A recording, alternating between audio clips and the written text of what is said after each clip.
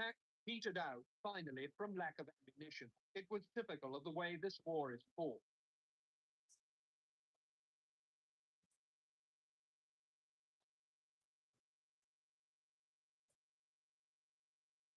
At brigade headquarters, I asked Colonel Odji whether, if a ceasefire were agreed, the local Nigerian commanders would ever respect it. Vandals have actually displayed a lot of bad faith, and I really doubt their ability to agree and honor gentlemen agreements. You think you'll be forced to go on fighting? How long? It might be for a long time, but God wills it will be a short time.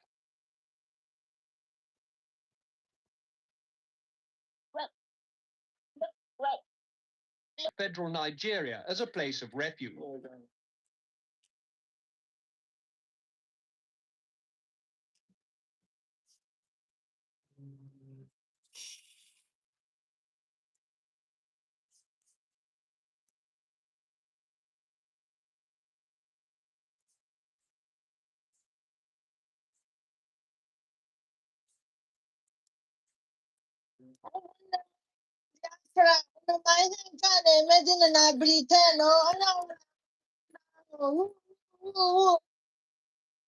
N'ala ndị na-akpụ isi na na-etekiela over Britain dịka vidio ndị a obi ga-asọ m ịkpọ bikos ha werela ndị Biafra kpọbawa anyị isi anyị na ndị okpukpere isi n'ala ha nọrọ ebe a na-ata aja ahụhụ na-eche n'ụwa na ọ ga-adịrị ha na mma.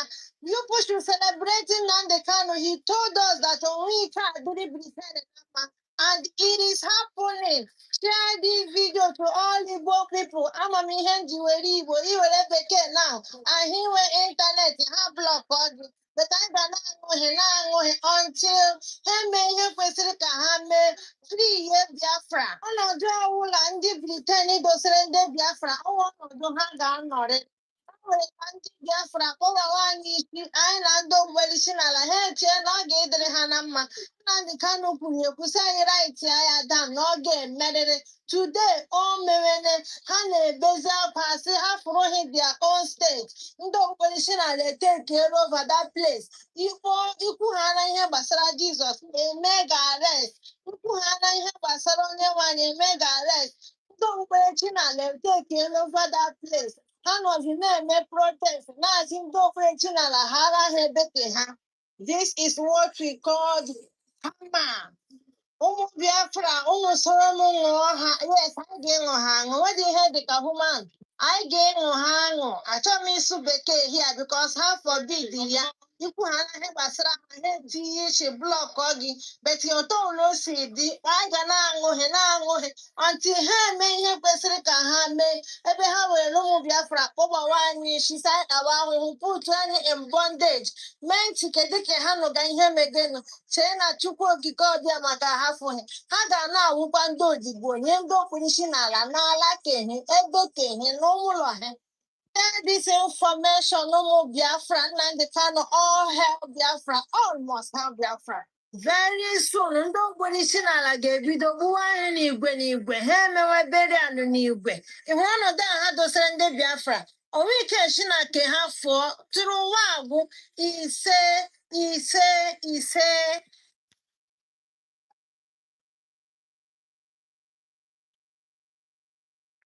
Hope is glowing in the rain, through the sorrow, through the pain. Lyrics of their lives remain in every Biafran vein. Freedom flames in the night, echoes of their fierce fight. Locked away, but spirits bright. Biafra dreams taking flight. Freedom flames in the night, echoes of their fierce fight. Locked away, spirits bright. Biafra dreams taking flight.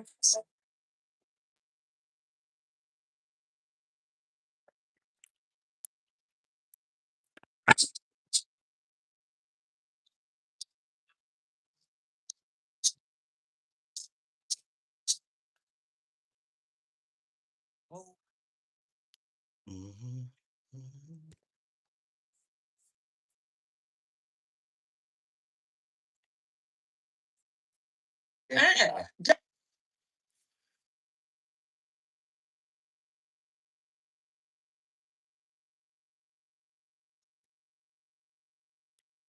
question again, can you an organization like IPOB? No man the card no money in charge of the money. In terms of no, so woman the card of an email could go that organization. I don't want to go to actually not to actually about it. I think we should look into that. I don't ihe ji chọọ ka njọ gị nke tupu anyị elaghachi azịza ajụjụ a bụ ka o wee doo anya Madam Pinto ị bụ onye IPOB maọbụ FM awụ m onye IPOB ị bụ onye ESN awụ m onye ESN ị bụ onye Mazọb awụ m onye Mazọb kedu ihe ijizi etinye anya n'ihe gbasatara ego maọbụ ka esi mefuo kpata ego IPOB ma Nnamdi Kanu ọkwụ n'isi o tinyere ụmụnne ya ọkwa ya nọ na hope ụzọ dị mma riri ego ndị APC kedu ihe onye ọbụla ji eti ya ọnụ kedu ihe ndị press na-eji eme akpọ mmadụ ya na-enyocha ọrụ a press person wụ inyocha enwe any news inyocha ya ka ndị mmadụ gbana nke bụ isiokwu Madam Pinto maka ile anya ya kịta enwere Kanu nta ị kwadoro ihe Kanu nta ha na-eme n'ọnọdụ a road ka m ji kwụsị ịma na okwu ahụ m kwuru esi na m sọ bịara Kenya no Maazị Nnamdi Kanu nwaanyị Nnamdi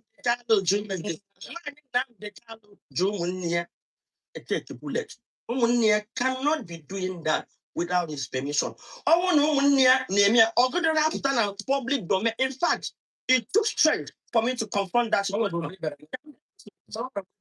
ị na-ekwukwụsị na ụmụnne Maazị Nnamdi Kanu echeghị eche wee kedu isi isi because I'm a journalist. Ana m ekwu at the point you must guide yourself. nke mbụ i kwuru kedu ihe mere na ime nyocha tupu ịpụtakwuo mgbe anyị kwuru ịghọta dị ya na-akpọ nyocha akpọta gị use the way gị to pedalize ịjụ amana na onye ajụrụ enwe eziokwu ọma ọ ga-ekwu ya mgbe ahụ mana duto ndị Igbo amara m already even before ndị niile mama as a responsible person the moment m report anya IPOB they left me.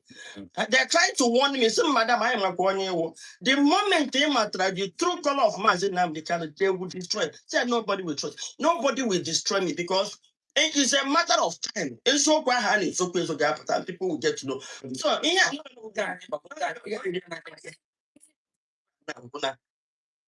Gamlanga, oh, 1 year, no, 1 year, na-eme ihe niile. Okay, fine, no one year. No, it's a ketazi. M ga-ahụ ya.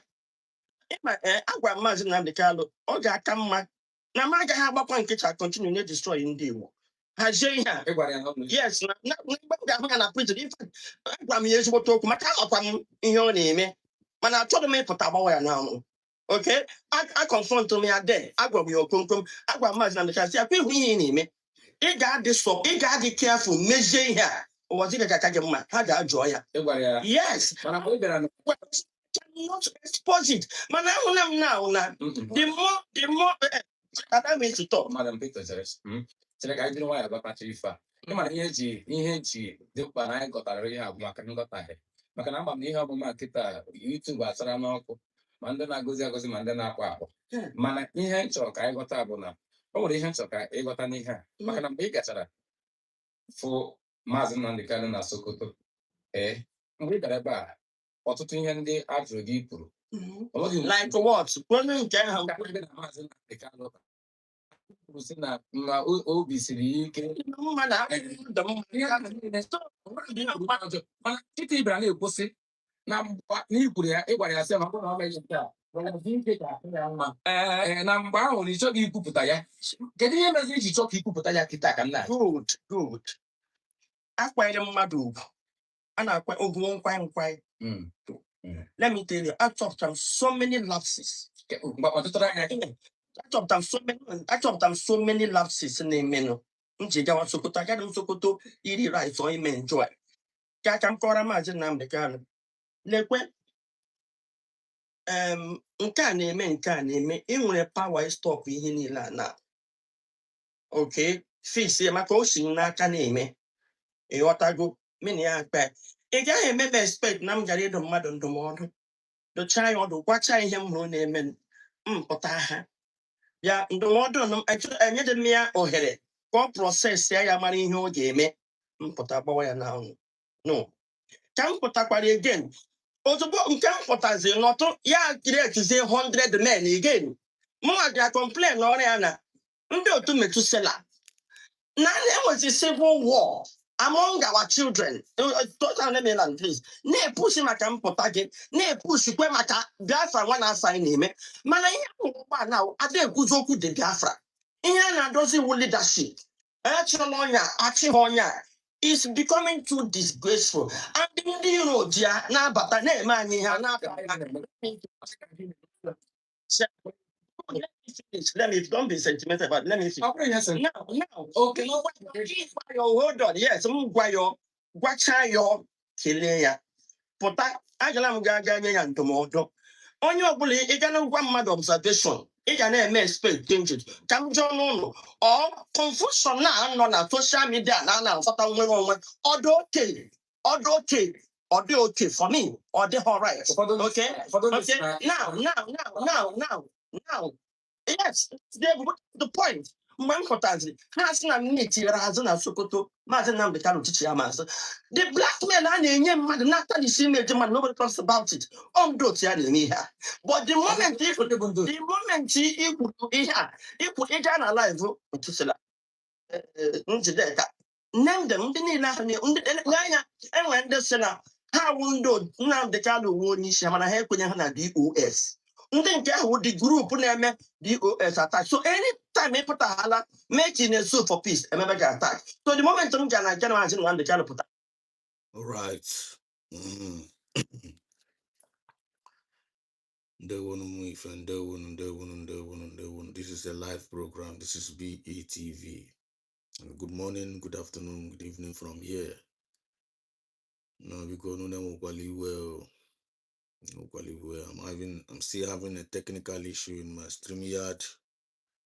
The thing refused to coordinate. I don't know what is the problem. I'm trying to repair, but the thing is not going through. Been having this problem for a few days now, so that's why I'm using the manual now. So to pass the message that I want to use to pass across. So but you get it in my no live program. So because check the voice bus on Apata. What really matters is the message. You have to go the message I wanted to deliver. I want the opportunity I register where I want to attend the okay. I use work where what the okay. We use what we have. You drama point. So they woman if and they wouldn't greetings, lovers of freedom over the world. On your avatar. Now click the live button. Click the live button. Manage us the way you see us. Until further notice. You have to go. So can I get on this thing now before I will be right back. they will draw all manner of things. Now, let's see him now the child after who he had was there back in when IPOB Osuno. Then in the Biafran Liberation Army no and the autopilot, he has to pay tell another 100 men. So just trying to things here, you know.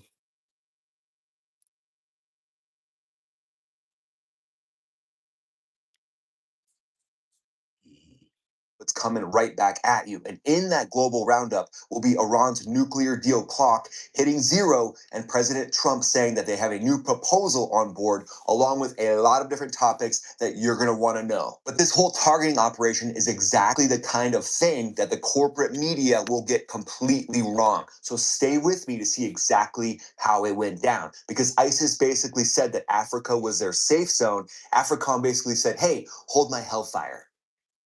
But let's get into exactly what happened in Mattel, Nigeria last night. And I think they should have called this thing Operation Babiasis, Operation Babai ISIS. Basically how U.S. If you don't know about that, let me know in the comment section. You understand? As you buari or not. When you make them now in the comment section, write something in the comment section so that you know that people are coming up. Try also help me check the sound. They won't move. And Nigerian forces took out the number 2. Oh, yeah. And for you acronym lovers, BIAFRA stands for Bold American Badasses Yanked Every ISIS Senior in Smoke. This operation didn't just begin last night. It began in November of 2025 when Secretary of War Pete Hegseth confirmed that Trump had declared, quote, "We will help protect Christians in Nigeria," and he instructed the Department of War to prepare for action. That directive put AFRICOM on a deliberate collision course with this senior ISIS commander, but they did it through patient hunting for the highest value target in the entire region. And then President Trump posted this on Truth Social. He said, "Tonight at my direction, brave American forces and the armed forces of Nigeria flawlessly executed a meticulously planned and very complex mission to eliminate the most active terrorist in the world from the battlefield. Abu Bilal al-Manuki, second in command of ISIS globally, thought he could hide in Africa, but little did he know we had sources who kept us informed on what he was doing. He will no longer terrorize the people of Africa or help plan operations to target Americans. With his removal, ISIS's global operation is greatly diminished. Thank you to the government of Nigeria for your partnership on this operation. God bless America." President Donald J. Trump. And rumors of F-15E strike fighters deployed to Africa. Multiple of these platforms deployed to Bauchi Airfield in northeastern Nigeria, establishing a joint U.S.-Nigeria intelligence fusion cell, a real-time targeting network designed to feed confirmed location data directly to field commanders, taking the gloves off, basically. This was a direct replacement for Air Base 201 in neighboring Nigeria, a $110 million facility that was shuttered after the Nigerian junta expelled U.S. forces in 2024. But AFRICOM didn't lose their persistent overhead presence. They just moved it next door. Oh, we can't be here? Cool. We'll just buy the condo next door and get back to work. Here's how this impressive operation went down. The Nigerian Army's official statement used a specific phrase that's worth noting: precision air-land operation in close coordination with U.S. Africa Command. Air-land synchronized. And it's worth everybody knowing that that is the operational fingerprint of a U.S. Special Operations Direct Action Raid. And based on AFRICOM's standard Sahel counterterrorism pattern, the way that they find all these bad dudes. And here is likely the structure of last night's targeting chain. So in the air, MQ-9 Reapers operating from Bauchi Airfield have been orbiting at Al-Manuki's compound for weeks, possibly months, at altitudes over 40,000 feet, invisible, silent, logging his pattern of life 27 hours at a time, with those Reapers staying airborne for 27 hours plus sometimes. When the order came down, the Reaper transitioned from intelligence, surveillance, and reconnaissance, ISR, to strike. But the MQ-9 likely wasn't the only one airborne. And if we see the pattern of what happens in these counterterrorism campaigns, the pattern here suggests potentially an AC-130 gunship may have been airborne, providing close air support to the ground special operations elements. That's the AC-130J, and it has the ability to loiter over a compound at night and maintain precision suppressive fire. It's tailored. All right, let me register this message. There were no greetings, lovers of freedom all over the world, Genobia France all over the world. You're welcome, you're welcome, you're welcome, you're welcome, you're welcome. Good morning, good afternoon, good evening, depending your time zone. This is BETV, always bringing us the message of redemption and liberation to the hearts and the minds of our people. Today we're another day where God has made, and we are rejoicing and we are glad in it. We thank God for the gift of life. We thank God for His protection. Thank God for His mercy and His preservation. May God bless USB. God bless the leadership of the United States of Biafra. God bless our leader, Mazina Ndekalo. God bless our Prime Minister, Simon Ekpa. And God bless our Deputy Prime Minister, Dr. Ngozi Arabeze Anwite Yobanoko. And God bless all the dependent medias. God bless all the forces defending our land. God bless all the lovers of freedom all over the world. Without wasting time, based on technicality, God don't need to waste time on this particular broadcast. Let me go straight to the point. I registered this message. In my last time around, I put up The title of this thing I want to register this place here. The prediction of raw truth. The prediction of raw truth. No. The prediction of raw truth. that Correct. when he sent her to repeat The prediction of raw truth. In my last time around, I broke the strike of the United States of BIAFRA, the United States of America, and Nigeria against one of the top commander of Aziz. Talk about the strike. And they made us to understand that now, if not this strike here from that strike, this strike here for strike, this support. And Trump said what there? Trump said that now he's thanking the Nigerian government for assisting in the strike. I said it to him, said that if not strike here from that strike, America to reach will become the Nigerian together with the Ogbuara. The Nigerian government actually become issue. I said it. And after that announcement, Nigerian government na ba kiti kata with na hana ndị Ogbuara ọbara na enwezi issue. So we get very, very big confusion in their midst. Now this confusion in their midst is working for the favor of we Biafrans. We show Pumo na Balea. And the message in truck and the register. Konokwa here as a proof. Konokwa here. Kono here stay in our archive. Okay, against tomorrow. So now, Nigerian government get now in a very, very big mess. You watching them get now. Number one, the eyes of American government not in Nigerian soil. Ogbugbu ha na-egbu ka m nwere okwu Igbo na-ekwu ihe because mana anyị na-ekwu okwu maka ndị isi ala na-etiwere anya wee mụ amahụ the kind of attack a na-enwezi gịta now. I'm telling you. But I'm now with time everything I become okay. We'll keep on moving. Ogbugbu ha na-egbu ndị na-ekpere Chukwu nna which is ụmụ Biafra. Akwa ha na-ebe erugo American government ntị. And they actually divided that country and Keta and Kechi. A lot of things is being set at place Keta now.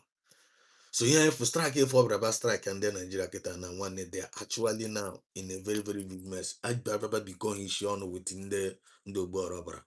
Ndobo Robber now fight is against Tulumbu government. Tulumbu government Keta now the totally disarray. You have to go. So this with this analysis here from them Keta now no got confirm here from now go number. Based on Yemen and Nigeria. Now let us just go there. Soldiers of truth, welcome back. Let's get straight to the raw data because what we are witnessing right now is a historic reality check. Bola Tinubu contradicting Trump. Bola Tinubu is running against Donald Trump. He's acting against Donald Trump and he doesn't even realize it. He thinks he's playing his usual 2000, after 1999, those local political games in Lagos against fellow recycled politicians. Like Atiku Abubakar, Rabi Okwankwaso, Rotimi Amechi, Godswill Akpabio, a lot of them have one time or the other been accused of corruption. So he can play with them. He thinks he can use bribes, backroom deals, and double-tongue promises. That's what he thinks, to manipulate his way out of trouble. That's what I'm saying. But Donald Trump operates on a completely different playbook. Trump doesn't care about local Nigerian political balances, north, south. He doesn't care. Trump wants the radical Sharia enablers. He wants the people who are killing Christians to stop doing it. He wants the terrorists wiped out in Nigeria, and Trump is completely, utterly out of the depth of Asiwaju Tinubu. 2 weeks ago,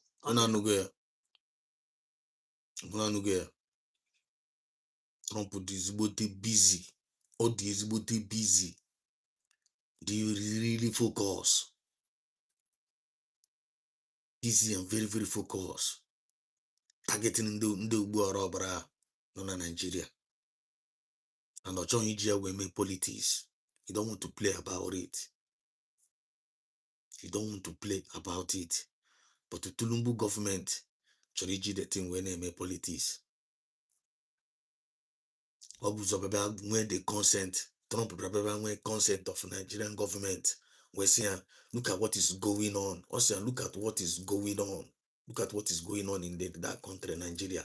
Nunu nebu, the Christians. Nunu nebu. Let me just put it, paraphrase it. Nunu nebu Biafrans. Because I saw you mention that name Biafra. Nunu nebu Christians. Manden on a north, Manden on a west, Manden on a east. Ndo Borobra, unu chiri take over that country. Now my plan, uno. Now my their plan. Taking over, Ndo Borobra, taking over Nigeria. After taking over Nigeria, they are coming for America.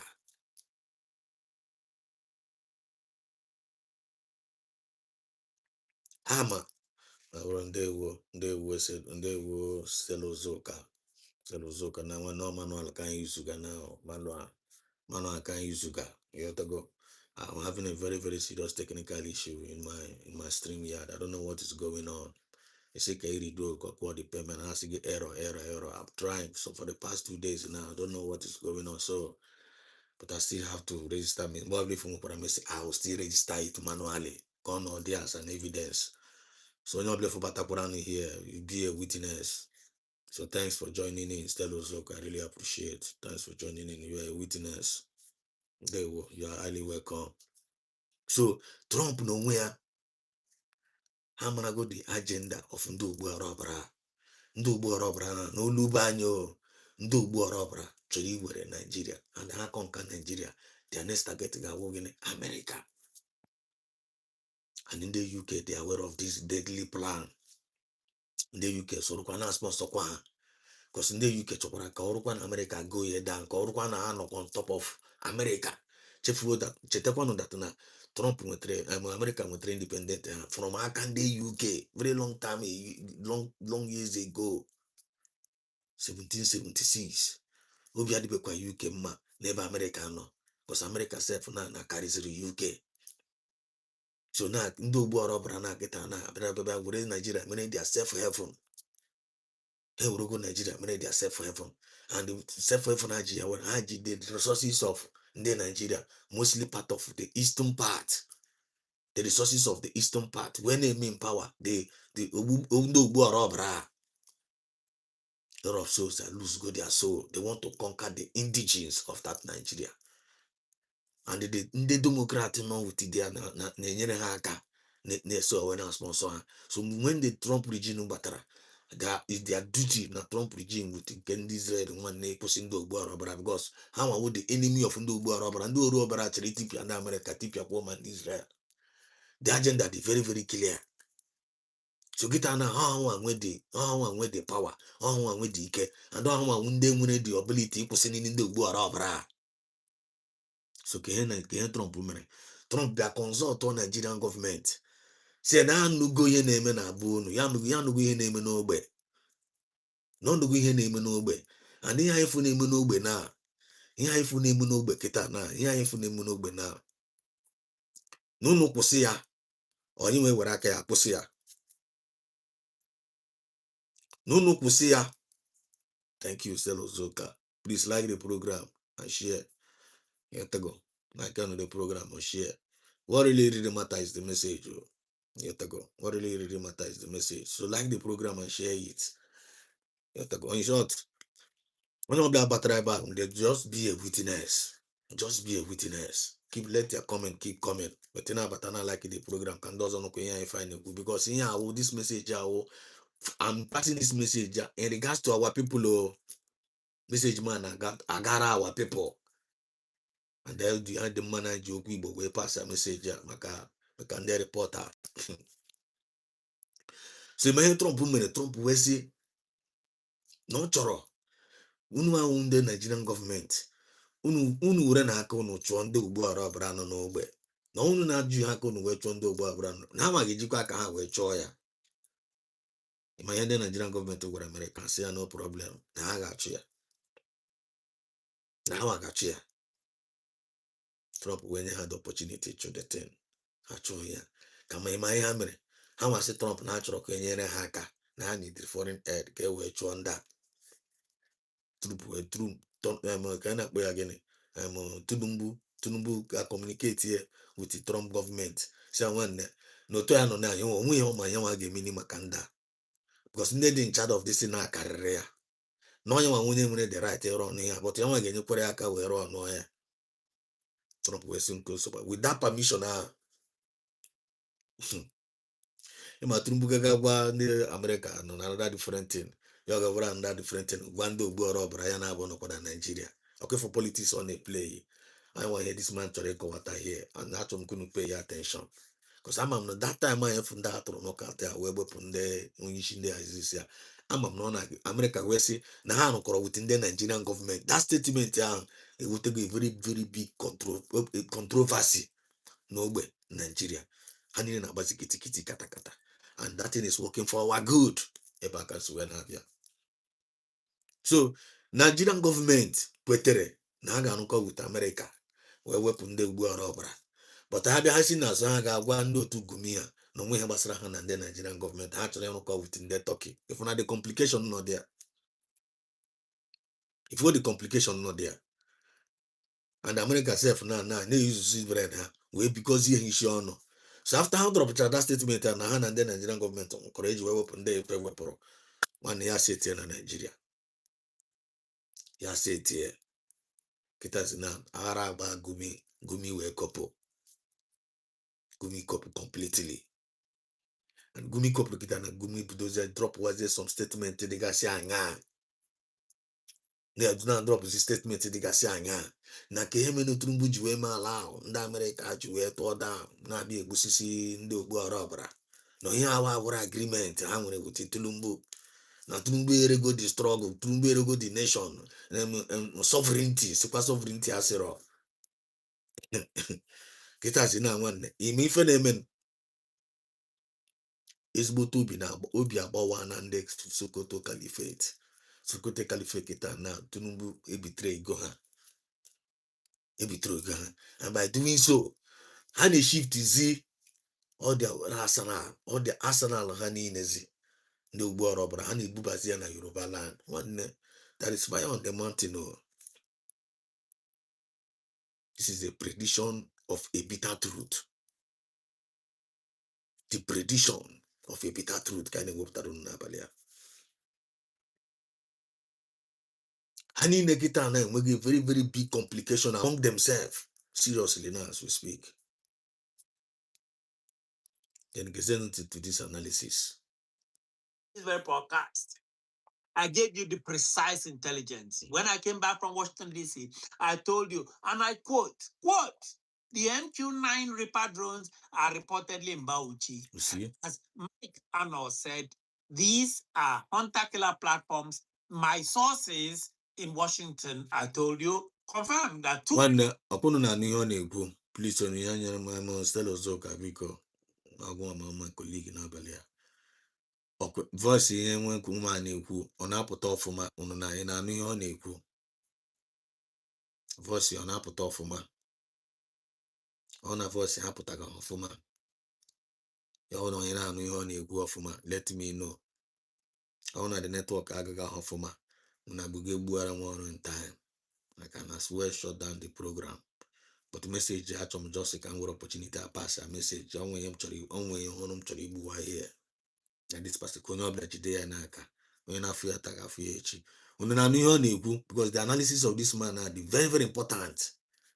I want to analyze what this man is saying n'olu be anyị ka ndị ebe anyị wee ghọta something because anya anyị ji enene something na dị different from anya ndị ọzọ ji enene thing. Onye tọ ntị gị n'ala you understand of ndị ndanda voice ọ na-apụta ọfụma menụ ka mmara biko. 100 US troops are already mapping the networks in Nigeria. That is what I hear. That's what I told you. The naysayers, some in our own very comment section, said, oh, he's being too dramatic. They called it a rant.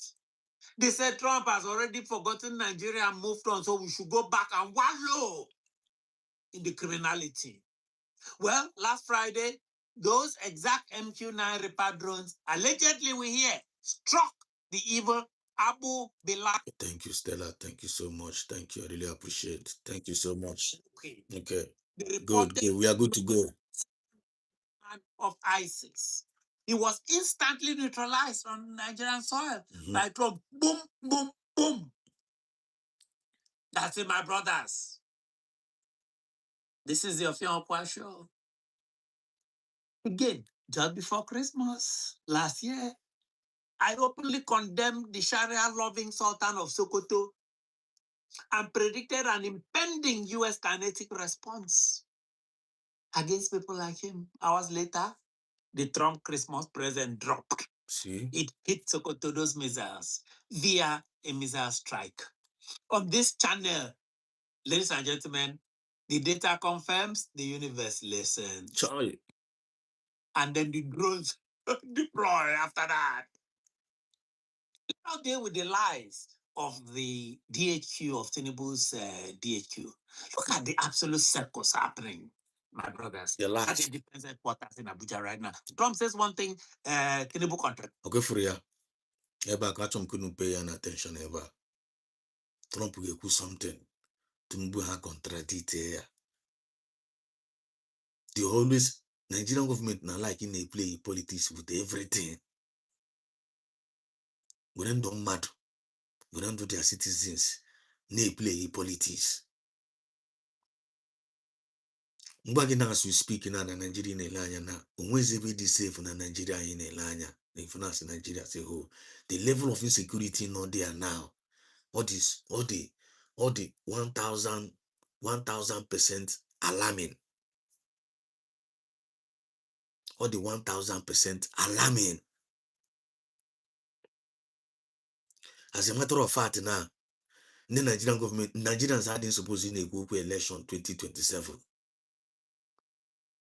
Nigeria don't know the level of insecurity no way. I'm on the level of insecurity no way. Ndị ugbo ọrọbra ife a na-ekwu okwu ya na ndị ugbo ọrọbra ife a na-ekwu okwu ya na ha ejugo everywhere.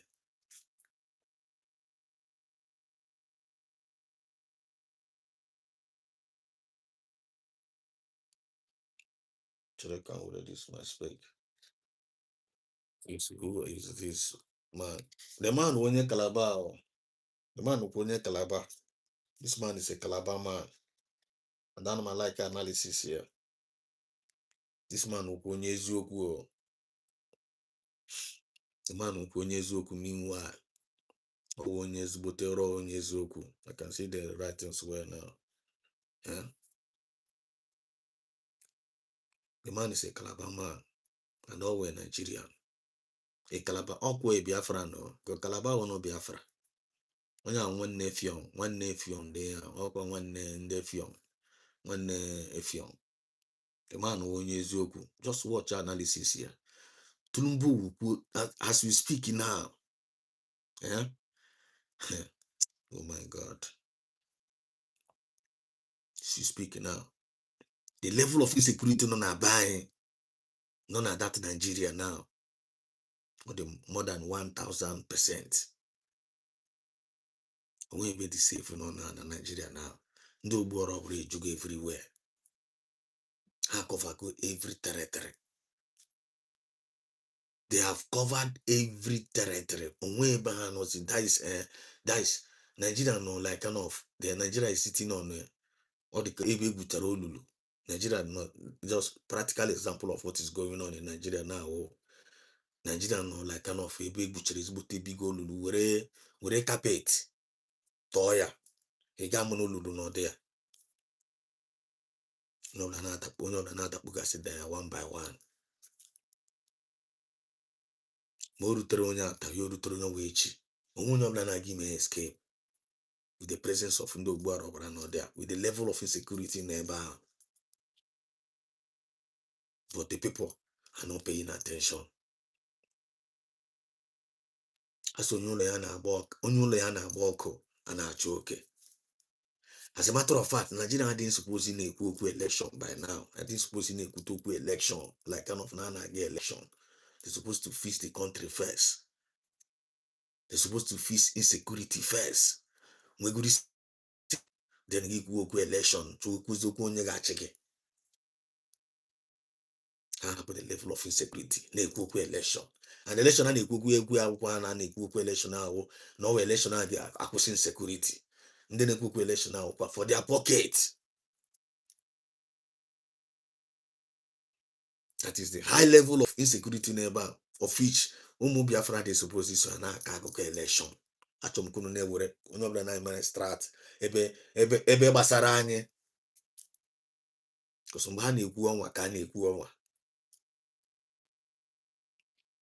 So now to God be all the glory. Anyị na-ekele Chineke na number one gịnị na Biafra adịgo redeclared. Anyị na-ekele Chukwu na Biafra adịgo redeclared. Biafra is being redeclared. USB redeclared. That declaration if I go na kana one part of miracle Chineke na megoro anyị emere as a living. Technically, I am not within the Nigeria. Legally, I am not with them. Then secondly, by the actions of American government in Nigeria, it is for our own good. How? Because them power say for ana power the Ubuarabra. I want the separation of Nigeria. I want the dismantling of Nigeria. The dismantling of Nigeria is going to legitimize our declaration. You feel me? So this guy and if before I told this one this week before that guy with the said I on a live program, the guy some breaking news like when that Piawana the Onishi in the say yes, as now Nigerian government near haka, say yes. This statement that America theory there. I like the motors we appear the number. Because I want to Trump person knowing my jacket mayor if international community half in yaga badaka. International community of yaga badaka now Trump go do care right in where ị ga-eji gbaa mmadụ na n'ogbe mmadụ without cross or boundary ka ihe gbasara gị ebe ahụ ị na-ride against their territorial integrity, ị na-ride against their sovereignty. Ịma wee ha na Trump wee rụba ndị Nigerian government na ha na dị na with the permission of na ha nụkọrọ with the Nigerian government so that ka ọ wee end asịrị ndị international community na-aga ịkọ. This is the high level of intelligence not there. And they bear it in mind. Tinubu government before you want to about there, only you sign them. Only you sign no. In my own sign no, or sign on that taking. Now before you want to achieve, okay, 80 to take over Nigeria on the under the level of Islamization. You feel me? Kita now, Tinubu have failed in that contract. By in the America technically. In our wipe away, if we the conflict in there, if we the complications not there, is it not for our good? It is for our good. And one with the distraction not there. Now this man is here now to give the analysis. Because they don't take for analysis on one and all way BIAFRA. So just tell us on our way BIAFRA, go we got for the analysis over Treba and also God may God bless him abundantly for real. Let's go. The moment Donald Trump took to social to announce that U.S. forces had flawlessly executed a complex mission to eliminate the man we recognize as the most active terrorist in the world. Try. The Nigerian military, the defense headquarters in Abuja, went into panic mode. Tinubu and his flunkies scrambled to put out statements crying about sovereignty, Nigerian sovereignty. Nigeria is a sovereign nation. Basically claiming, this is their claim from Tinubu directly. Quote, no foreign soldier was involved in the ground battle against Al-Minuk. Imagine. If you believe that, I will give you the okay for you. After Tinubu betere mgbe Trump tweetchara that na lekwe na ha apịawa na ndị azụ and na na-ekele ndị Nigerian government ịrụkọ with ha ji wee pịawa nye ndị azụ. Tinubu mee acknowledge si yes with the American government. Tomorrow, even defense force, that particular day, with America. The real president of Nigeria, the real president of Nigeria, Gumi. Gumi who the real president of Nigeria. Gumi own in the line there. Gumi pia toro tweeting pia suo. Kenke ona the Nigeria government get you allow na the Nigeria government get na with America where pia one day na aso. No, they are trying to work against the Nigerian sovereignty. Na Trumbu efel go. Trumbu bidozo ararawazire. Trumbu bidozo ararawazire. Just like Otua Kubena Priest when ararawazire. Just like Otua Kubena Priest when ararawazire. After Joga meche primary election ya nala. Awucha ya nala. Ya mekwa acknowledge na awuru ya nala. Oruze mbobi afu the level of ọcha na achi ya. Ya beze when asikwasi no ome apply for the primary election. Anako eri. All the same thing Katumbu na wuti American government. Ekwem Justin, they will see you. You're welcome. You're talking my point. And what Katumbu government na with the Nigerian with the American government. And I that's which means yeah, for Trump na with the appear one day Tulumbu chorija we na politics. But to Trump or politics. And they all for our good. Brooklyn Bridge, free of charge. Tinubu wants you to believe that a weak, compromised Nigerian military establishment infiltrated by ISIS, in my own opinion, that it hasn't arrested Nigerian military or eliminated a top-tier global mastermind, terrorist mastermind, on its own. In decades, Boko Haram killed 350,000. Imagine. Oh, they will suddenly pull a precision nighttime air and land operation against the global deputy of ISIS, who is living happily in Nigeria. Who operated? I want to ask, who operated those Reaper drones, DHQ in Abuja? Those Nigerian DHQs? Let me keep quiet, though. But I can believe the State Department and Pentagon were having a belly laugh, a massive laugh, reading those Onanuga and all those press releases from Abuja by Tinubu. It is just hilarious. This is the gaslighting of gaslighting. Most gaslighting happened in my life. So Trump, Tinubu enablers, they freaked out after that guy was killed. The Caliphate North joined in, trying to claim Aminuki was already allegedly killed. Could you imagine? Could you imagine? You see the way they roll. These people are unbelievable. Onye asị na ha egbugo na 2024. Trump na-eklem Trump gbuzie na 2026. I want to say Trump na nwanne na onwe mgbe ha ji wee nyere aka na ha egbuo. But ha kwetekwere ekwe. This is not funny. But Nigerian people, they will always make everything funny.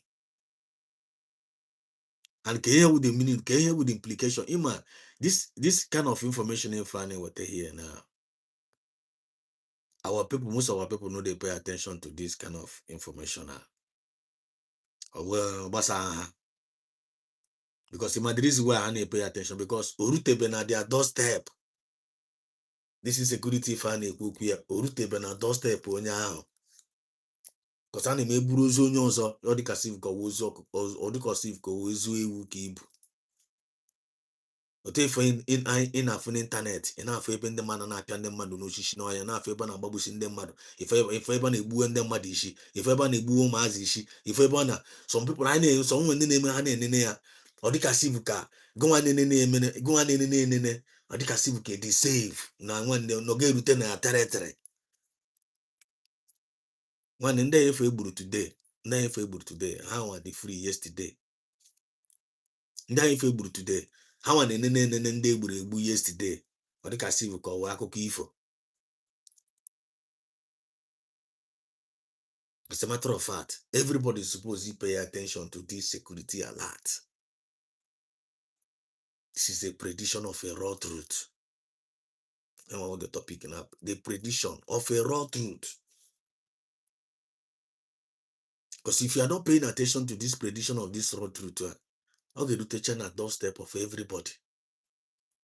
And they are the reason why I'm asking Nakaluju able to made the announcement here for a very long time ago, long years ago. Very long years ago, Mazina Carlos started shouting about this prediction. And Tigide Mazina Carlos expose all the evil plan of the California Chirani exposed from beginning to the end. Now, no email today because of the exposition of men. Their plan, their ideology, Koya and Goro. All their hostically plans, Ya Koya and Goro. And by the intel of what he did, America did intel. You watch him here Trump based on my own analysis. So I but connect on him more. As we speak now, Trump may use your ideology of Mazin and Carlo when I don't condemn Nigeria. In one idea, Trump G, the messages or revelation of Mazin and Carlo when I don't condemn Nigeria now as we speak. In one idea, through BIAFRA government. Through BIAFRA government. Because Oba to be the template. And that template was passed to Totongozo Rabeze. Totongozo Rabeze Ketana on Washington DC. Now file now with the necessary informations I need, which is the truth and nothing but the truth. Because outside the USB, when then we can furnish American government with the necessary information, the truthful information I need. Outside the USB, every other people that are giving them American information are fake. And you know which and they go. They have bought them over. Then if you na American send only to go dash in a White House. One Dr. Ngozora Beze no they are now forward Washington DC. They rightful information I need. On enough tweet here. On enough tweet Dr. Ngozora. Enough don't attack gas there. On your like copy ya. Everybody G copy. You cannot escape that tweet. You can't escape now. The high level of insecurity non abide now. American Biafran government now furnishing Nigeria with every information obey for her need, original and authentic, and bear it in mind. Biafra the God declared, I was in our nation. Everything now is now work. I work on not now. I'm not together with the American government regime, Trump regime. The emergency of USB government in conjunction with the Trump regime. I want them Piawa say Fana Piawa Nigeria now. No Luba.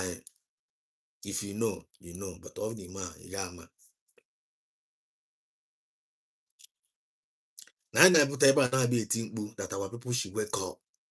They should stop sleeping in our home. You know the reason why we are doing it. And I'm happy today. Now for one video for every our people. Every nice men who say men no day. If our people awake, we go up. Our people wake up. Because I now go into 9 years ago. A na-agba ochintị na years ago na-etu efe asị na-egwusisi ma ndị nọ na Yola ma ndị nọ na Kwara ma ndị nọ na Western Part ma ndị nọ na North ma ndị nọ na Kogi gụnwawa onye Igbo gị file nọ nwanne mmiri ga-eri nwoke nga o riri ibe ya ha mechaa ndị a ha ga-achọkwa gị bịa onwe onye ọbụla na-aga ime escape but thank God na from our own side from our own trap ebidoro buwe dị amụma ya Maazị Nkalo buwe dị amụma ya ụmụ ife na-ebukwa dị amụma anyị na-eti dị mkpu ya na-eti ya ma today and ndị ebe anyị ha na ọnwụ na ihe mere ihe ike they no go wake up so ha fụwago na kịta na mmiri erutewego ya ebiliwago asị m na am na-agwụ na last mara tam ga-eru mgbe ndị ebe a nwozi ihe ga na-ehi ụra tam nsị gị chetakwa mgbe m kwuru ya if I have a witness o nweta m ogoru ndị ebe anyị ga na-ebu ọgụ na mma na egbe na-akpagharị na street onweghị ga-ehizi ụra ịmana o setiwago tam ga-eru na be anyị ịmana mgbe ndị ebe anyị kulikwala ha ekuligo mgbe ọbụla ife ha kuliri say no enough is enough. Never say enough is enough. Enough is enough. Wow, enough is enough. But I like him enough is enough earlier. I want about the problem more there. Someone speed down on our borrow from this fine and our boss. On about a course out. We get the same speed down. But of course, what the same message here. When they make on name, one no me go. Now go note na this analysis of this wonderful man. 2024. It was. If he was killed in 2024, why was his ghost reportedly living comfortably in the Lake Chad Basin in 2026, where intelligence was gathered? Why did the US military have to release actual strike footage to prove it? Go and watch it. I saw it. Go watch the footage. One candidate was released to counter after Trump started propaganda against Trump, Tinubu's gaslighting of Nigerians and against Trump. The truth is simple, and Asoro cannot hide it. Bola Tinubu, one can see. He was forced to accept 200 US troops. He accepted it. You see? So that they will leave him alone, so he will remain in power. Imagine. And drone platforms right after the missile bombing of Sokoto and Sokoto Caliphate. Trump apparently gave him an ultimatum. You see? And Tinubu bowed to Trump. Trump rubber ultimatum. Say like we game or me. And the Tinubu bow to the ultimatum of Trump. That Tinubu bow to that ultimatum of that Trump. We anyway gumi iwe. When anyway ndo gboro obra iwe. That bow Tinubu gotta bow with Trump ultimatum. They way gumi iwe. The thing na bawa gumobi. Can you talk about Tinubu me? Tinubu carry Trump. Or carrying Trump because senior power. Bari okwu. Power carry power. Nde caliphate gwara Tinubu okwu. Tinubu have to live to obey nde ogboro obra. Ya gaweze Trump because ọ mana no unu gen Trump ntị. Trump ga-apịawa ya azụ. Pịawakwa ya azụ. Pịawakwa ma ndị ogboro obra ahụ ọ dịrị loyal before. You feel me now? Do you get the point now? So that bow one Tinubu bow to that Trump ultimatum is now working to the favor of the United States of Biafran government. I want to note down. We get point you get take good. Because I never go put that topic here, but I get worried something that we will take home. I want something to get take home. That power for power to Trump ultimatum. I want our own favor. And in that own favor is working for the good of our redemption and our liberation. Whereas technical up now Tinubu government now bowing of that American to the American government. How can they use the issue with the Ndogbo Robra Fulani Caliphate? So the Fulani Caliphate na Tinubu analyze yoko. If on anyone more Biafra, and you want to go why. You want to go my point now. I didn't want to go why. So which means that division there from and now talk and plant it among us. I took opportunity when I go on there by happen to division, happen to that divide and rule going find a with happen to that sentiment from down the state among us. Everybody should go and focus on United States of Biafran government. Where lies your redemption? Where lies your liberation?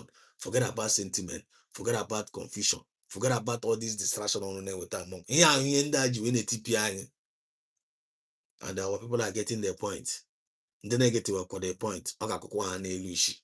While we are still waiting for those that are not getting their point, we go already power wagon the Nigeria so because how we share together within the Nigerian government within the Fulani Caliphate. I want the present state I know now. And that is what this guy is trying to expatiate here. I don't know paying attention. Because anya jafuta things, meanwhile more. You got what is going on in by Nigerian government. You got my name. You got what is going on. Because some of our people, if I dispose in nature, ha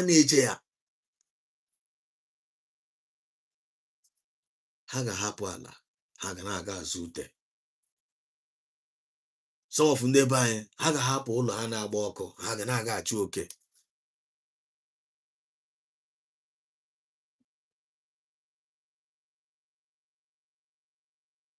I pray that the Biafran spirit will give our people better understanding to this mess. Some of us are not aware. We know the pain, what it is to watch, and again, I watch a phone and they destroy communities. Now, north, they destroy communities. Now, west, and I open the madishi, nebu mass, and then we mass burial, and 18 boo, and I won't done, I won't 18 more, day in, day out. And I say, poor, yeah, I'm gonna go na roadblock.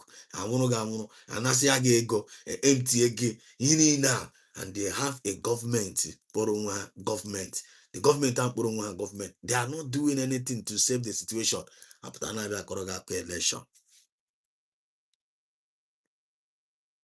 After another election. With a high level of insecurity no election. And you call yourself a citizen of Nigeria. Whereas every day go on now, you do not save. Then you call yourself also a BIAFRA. And I know like the high level of insecurity in the Nigerian government. They were not doing anything about it. If I don't know my government declaring now say that now this government, this is your own government. And like when with their mandate, like when with their template for you. If I go to a mandate, I the template for now something very, very good principle for you. Give you part of those in na bambo. Give back to that government. Gina criticize ya. Gina blackmail ya. Gina mock ya. Imagine that you. Now look at what God is doing now. Using American government far away. How already their own resources. Now fighting for your own liberation. Even though now they go this slow. But as only chupu nazo onwe ya. What is going on between Gumi and the Nigerian government? Allow those people in. The illusion of absolute domestic control is absolutely dead. Tinubu has no control security-wise in Nigeria. Zero. See? This is your pure question. Issue one, the comfort of terror and the Sharia compliance. Let's ask the central question that exposes the core rot of the Nigerian state. Why was Abu Bilal al-Minuki, the reported global second in command, some say it's number 2, so comfortably sojourning and seeking refuge in a place like Nigeria, a multi-ethnic country? Why wasn't he scared of Tinubu's government? I want to say multi-religious country. Why wasn't he scared of Tinubu's government? He may have been one of the one of the Islamic terrorists some people saw in Zaria and Abuja, toting AK-47. You know, in Nigeria, they hold AK-47 openly. Only them. See? Only them. Only them. The man was enjoying life in Nigeria, in a place friendly to him and his fellow travelers. Who knows? Imagine. He wasn't scared. I believe he knew he was surrounded by ideological soulmates. Imagine. Now, Gumi nwere idea na onye ugboro ọbụla nọ n'ogbe. Ya na-eme enjoy Nigerian sovereignty, na-eme enjoy na-akpagharị wutu ndị otu ya ndị ogboro ọbụla ibe ya. Onweghị Gumi mere ka e wee wepụ onye a n'ogbe. Gumi cover ya. Adugumi mana onye a onye ogboro ọbụla. Ka emere otu ha si akọva onwe ha ahụ. Ozie mgbe ndị American gọọmenti nwere information na nwanne na onye anọ n'ogbe, ha ga-were aka ha rụọ dị ọrụ rụbakwa ndị Nigerian gọọmenti na ya onda osu enweghị ọnụ because Tinubu mee mistake na-asị mba na nwanne onwe mgbe abịa sị ka ọ bịa kọtọwa Amerịka na onwe ya ọkọ na akịta na nwanne aka akparakwa ya nwa atịrị nke a ga-atịkwara ya nwa agụịkọta ya ebe a gụịkọtara agụịkọta the man ebe a ga-ere onye nke ewepụrụ ewepụ ịmana otu ha si eru ịmana otu American gọọmenti si eru na ndị izi ha agụkọta ya ebe ahụ agụkọta ya na onye nke ahụ ewepụrụ ewepụ nwoke mmadụ wee kpaa den Gumi kịta na because a na-achọ ka Gumi n'onwe ya ka Gumi were anya ya na-ekiri otu ha si na-ewepụgasị ndị their top commanders ịma Gumi iwu na obere nwa nke ya nwa wụ obere nwa ha masị ka Gumi were anya ya ka ọ nọgode ma ifu na otu Asado Dokubo nọkwa on the list taam nke ha na-abịa batacho ka ha nọgide ha nwa ụmụ ụbọyị ndị isi ụmụ ụbọyị ndị ọga ha guzo na-ewepụgodi ndị ọga ha n'ogbe na-ewepụgodi ka ha nwa ụmụ ụbọyị na-ekiri otu esi na-ewepụ ndị ọga ha so ka ha nwa n'ebe a na-afịrịkwa ọnụ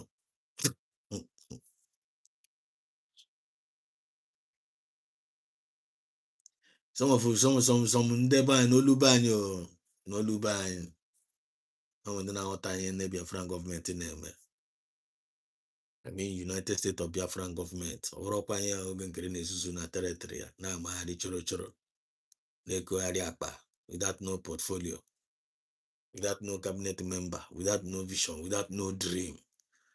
Na-aga esegharị foto ọwụya nwa onye a na-ekwu okwu ya ihe onye nke a na-atiside ebe ahụ to mock what the United States of Biafran government is doing. But that one, our deputy prime minister adọrọ petọb atọ ọ na-elede anya ọ na-afụdị ha ikretiri grupu elu ikretiri grupu ala imepere fashion elu mepere fashion ala Dr. Basis no seeing you ịbịara na-asị na egbukwara ụmụ Biafra na nwekwa amekwa na-eme expect ka ọ chịpụtara gị onwe o ji wisdom wee na-aga. I remember we have been praying for her for 1,000 men wisdom. Do you remember her? 1,000 men wisdom. We have been praying, and you can see her. It's actually Chineke than any other wisdom. Uchi power of tweet, the power of tweet. Don't know the power of tweet, but the power of tweet in Ethiopia and Nigeria, legally and educationally and technically in Ethiopia and Nigeria, because all tweet in Nigeria. Exando. You know, on ex gone. Chọrọ gịnị mere Elon Musk ji gaga go X go Twitter. Chọrọ gịnị mere o ji gaga go ya. O nwere ndị mmadụ na-aghọta. Ọ na X handle ka ebe egwu niile gwuru na ebe a ka wụ the koko. If you know how the power of tweet, Dr. the power of tweet. Maznan Kaloma, the power of tweet. Remember, bound to Maznan Copy Tuesday, tweet Tuesday. Mazi Samuel Mama, the power of tweet. Umifema, the power of tweet.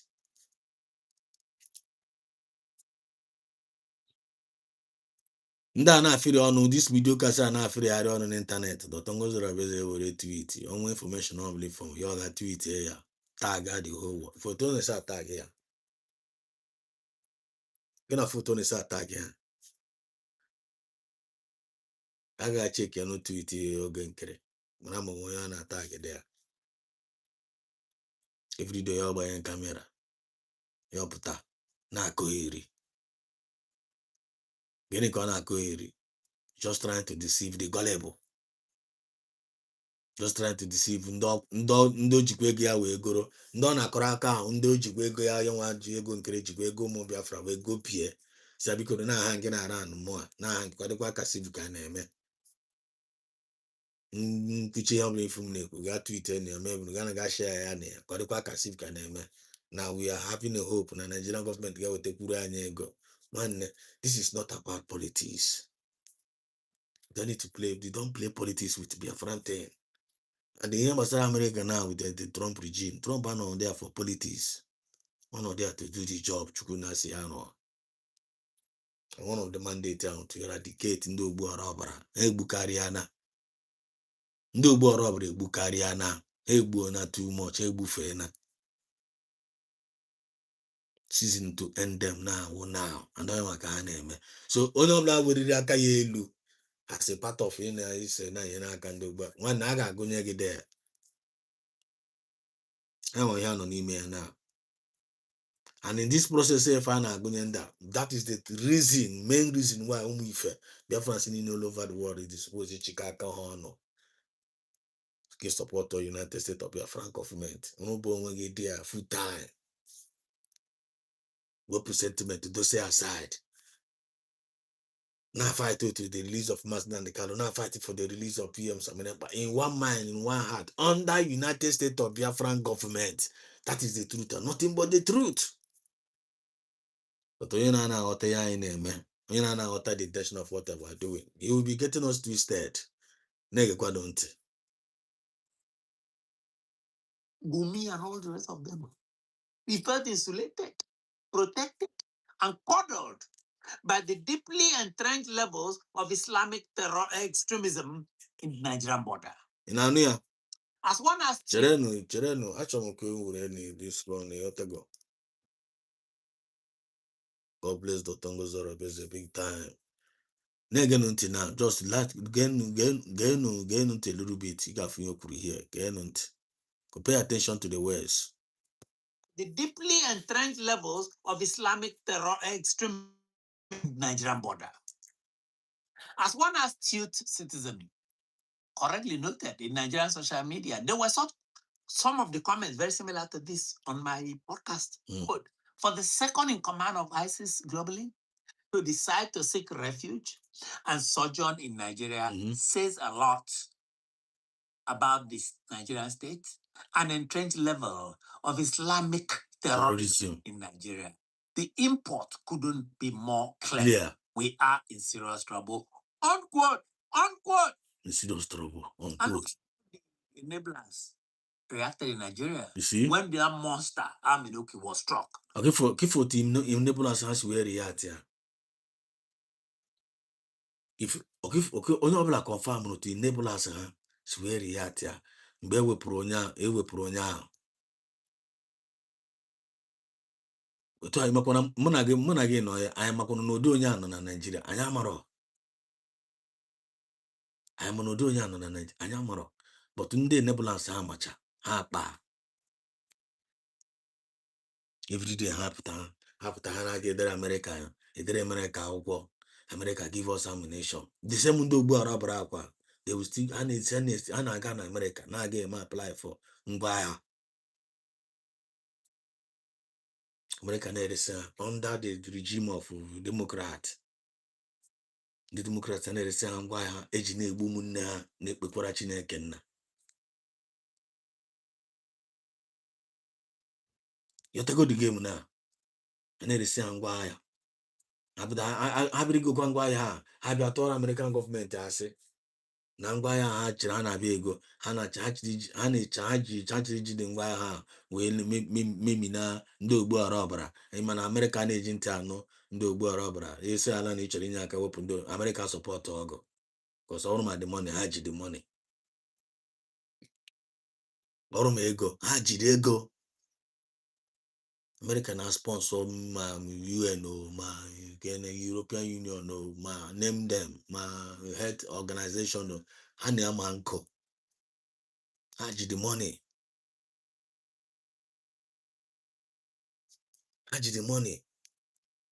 so apụta ha gaa na America ha ga-asị na America nwanne anyị biri igwe ammunition adajụ ka ammunition ji eme asị ha chịrị iji awelụsa ndị ezu abụ ọgụ ha chịrị iji awelụta ndị boko ọgụ asa ewere ammunition nye ha wee amụrụ ammunition kama ga bụrụ ezi na ala ga lụsazie ndị boko ọgụ lụsazie ndị asụ awere akpọbatawa na Biafran land ka ga-ebuzi the whole ammunition ha bịa na-abịa agbagbusi ụmụnne anyị na-agbagbusi our people na-abịa agbagbusi our people then ndị ebe anyị ji obi ọcha ha wee banye na amị ndị ebe anyị ndị Igbo ji obi ọcha ha banye ka a gasị abụ Nigeria na amị ọhụụ achịrị ha niile chiga na Sambisa forest si agaghị alụsawa ndị boko na nwanne unu you go and serve your country sovereign nation na gị gaga serve ya na gaga agbagbuo ndị boko ewere chaka akpa onye gị ndị boko ọgwụ sef eburu buruzie the whole ammunition infra ha gara go na Amerịka bunyezi ya ndị boko anọzi ebe a chebiri ihe chebiri ịpụta ha dị obi eliminate no systematically na-eme anyị eliminate dị ghọtara the purpose anyị ji na-ewepụta program anyị na-ewepụta prediction of the raw truth na-enwe ya n'abalị a prediction of raw truth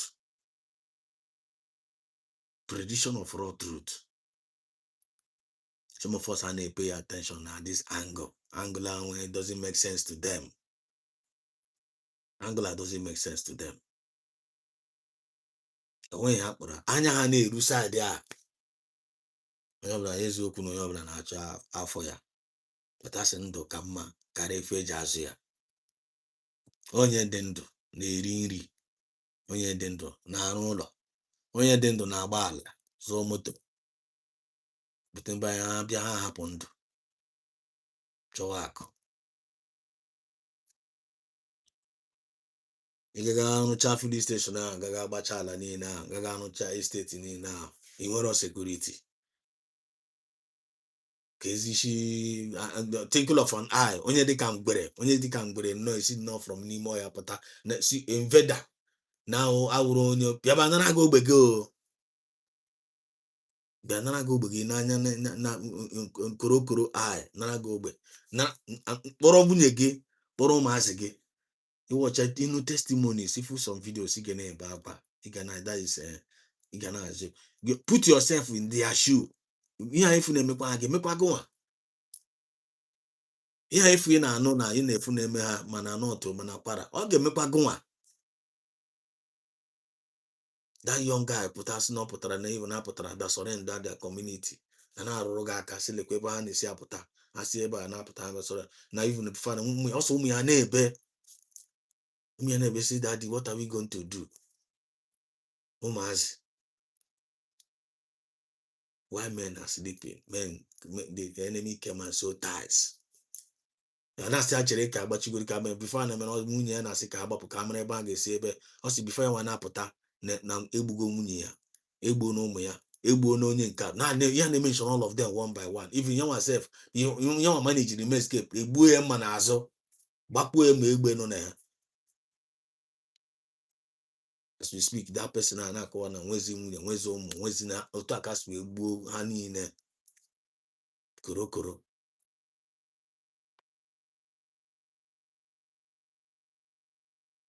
Pụta na-abịa sị gị na nwanne hapụnụ sentiment, hapụnụ ọnụ anyị fụ ndị ụmụ okooko a na-akọ n'ịntanetị, hapụnụ ya, hapụnụ fashọn na-ekirete, hapụnụ ịpụta, hapụnụ maazị Nnamdi Kanu aka nọ na prison atụrụ ngwa mkpụrụ ọka a na-ekpe ekpuru otu ga-esi apụta. Hapụnụ ya akụkọ ya na na-aga criticize ma problem ga-abịa wụrụ maazị Nnamdi Kanu nọ na nga eji na-azọ for his life. Ọ wụrụ onye nwawụzi problem gụgụ nwa na side ịpụtara na-abịa aka akọrọ ya akụkọ maazị Nnamdi Kanu eji na-enwetaga onwe ya kasị na maazị Nnamdi Kanu na nga na-ekireti nuisance. Ịhapụ the major news na-eme na Nigeria, hapụ the insecurity jigodi onye ọbụla na Nigeria, hapụ ya ọnụ maazị Nnamdi Kanu ya problem n'onwe ihe o mere gị. Anasịkwanụ ka abịa jụọ ọgụ zigwa ka ekwenụ ihe ọgwụkwanụ kekwenụ, anasịkwanụ ka jụọ ọgụ ebe ị hapụchara akụkọ ya na-agwa gị ihe a na-eme, ihe na-eme na North, na-agwa gị na ndị a na-abịa MUST na a na-abịa lekwe the agenda ha, and you are seeing it happening. Ị na-afụ etu a na-egbu ndị, ị na-afụ the testimonies, ị na-afụ the burning, ị na-afụ the mass burial every day, ị na-afụ ya. Gị hapụcha that one, ịkọ akụkọ ya were ga na-abịa akọwụ ị na-aga from one radio to another. A na-ajụghị gịnị ka akụkọ ibu bịa na redio today, gasị na akụkọ ibu redio maazị Nnamdi Kanu rarakwa nwaanyị na Kenya, maazị Nnamdi Kanu tụwakwa nwaanyị 18 years na Enugu, maazị Nnamdi Kanu rikwa ego IPOB. Onye nwa onye wu ya problem na this kind of situation ife anyị nọ n'ime ya. A na-akọ ya ọwara akọ, a na-asịghị n'ofu ebe kwụsị na aka akụkọ a ị na-efishi kpaka. Onye nkọzi a nọkwa na teritori nke ya, ọ sị gị na nwanne problem nke ya wụ gịnị? Dr. Gozara bụ eze nwa ya mekwa graduate, nwa ya o ji na-eselebrate nwa ya o ji wee mekwa graduate. why would you ever know the Tongos Ravesa and Ebusisi neighbor chief commander of terrorists? No, I don't call with the Ndebu Arab. I told Mazan and Cap, I told some Panga CCAs. Yo, we have a problem. When you win home again. And I just okay, can problem when because as a problem in Kayao. Now some of my own cause insecurity. Now Biafran land. How? How? I don't know whether you are getting my point now. The prediction of raw truth. Look at the prediction of raw truth here. This is the prediction of raw truth here. Focus on the raw truth. Una happy na actually okay. Na achụ ndị onwe ha mere gị metụga aka n'ọnụ gị na agbakashi ọnụ somebody achọrọ go brand envelope si gị ngwa na gị were ego a na gị ga-akọtọwa onye na-afightịrị gị for your freedom ka ndị ghara ibepụ gị isi ka ndị ghara ịnara gị nwunye gị n'ike ka ndị ghara igbu ụmụ gị n'ike ka ndị ghara ịbụ nwunye gị dị gị nara envelope na-aga akụgheri gị si na ịma ife ọkwa na people are not talking to you. Ọkwa na people are not agwa gị na ihe anyị na-eme ọkwa na because I said that ọkwa na people agwaghị ha gị na ihe anyị na-eme adọrọkwa mma. There are people that are saying every day kwụsị na ihe ahụ unu na-eme onweghị ihe dị a onweghị ihe a na-gị resọtụrụ onweghị ihe ọma na gị wetara unu kwụsị na ya gị kọntinu kwa na-akọkwa ihe anyị na-akọkwa ya ma titutude na-efishi kpaka then ọkwa maazị na nkala asị a na-agwa Zik na nwanne ebe anyị na-aga n'ụzọ adọrọ ya Zik na-efishi kpaka n'ọwa Naijiria dosara ya ọnọdụ efe anyị nọ na ya today. Then give back on your own time after our declaration in Finland, jide the certificate, jide the document, necessary for international recognition, and God have given us a woman that is standing for us. Not going to Washington DC there, the legally, officially deputy prime minister of the United States of Biafra, when cabinet, and when our ID card is being rolling out, very, very true, international passport, a guy, ABN, America, Tiku, Halaka, na Pona, Sina, I'm a guy recognized, a guy up on street. Then that announcement alone na ndị ugbu ọrụ ọbụla anụkwahala ya onye ọbụla esi na Biafra land gbafusie because Biafra Biafra na-achụ ajọ mmụọ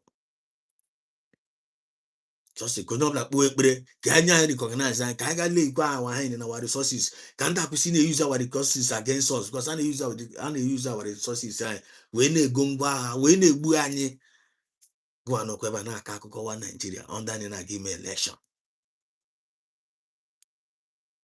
Then go on Biafra land over no pony in me Biafra. As he were no chekwa ihe n'ala asị weta ego ka enye gị ego ka i wee guide their community ga were ego ga rie esedekwara gị ego totally a ga-atụta were guide ya n'ụka obere community ọ ị na-ekere m comment on the ground ga werekwa ego ọwụ ga rie were ego ọwụ ladie tawa chicken tụwa ụmụ nwaanyị ime na-agara ụmụ nwaanyị n'ime nwanne what is going on? Obere oge kịta na nwezi nke a ga na-atụ na-enye gị obere oge kịta na iwe ndị mmadụ na-asịzi na ha ga gị nwa egbusisi onye ọbụla nọ dị a that problem na ga-efu ya anaghịzi egbuzi gị ịnọzi etizi mkpu na a na-egbukwa gị onweghị ga-atụpụrụ gị ọnụ ịnọzi etizi mkpu na ha bịago na remember the story of that foolish king. Remember the story of that foolish king. To remember this prediction of raw truth. Remember the story of that foolish king. Every foolish king every day up agụ abịana ndị mmadụ eburu ọgwụ buru mma ka aga save king ebe ọ sị na agụ abịana na palace eruo di a onwe agụ a na-afọ si agụ chief ebe ezi ka agụ ọwụ nọzi ya ọsịghị na nwanne na ọ eprefu because eprefu ka some people na-eme na this movement ya ịpụta gị were movement ya na-eme eprefu get rid this movement and name pray food to the people. If you any shit the game man, and people are losing their life every day. No more security. High level of insecurity in Nigeria is above 1,000 degrees %. onye gburu taa onye survive, onye gburu taa ga onye so dị today ka a ga-egbukwa echi. Ị na-celebrate na nwanne orutebe na side gị, ọ ga-emechakwa rutekwa side ihe efu the same thing ị na-efu na TV, ebere mmadụ isi, agbụghọrọ ụmụazị isi, abụrụ mmadụ afọ, anyị repụkwara ndị nwanne is coming for you too.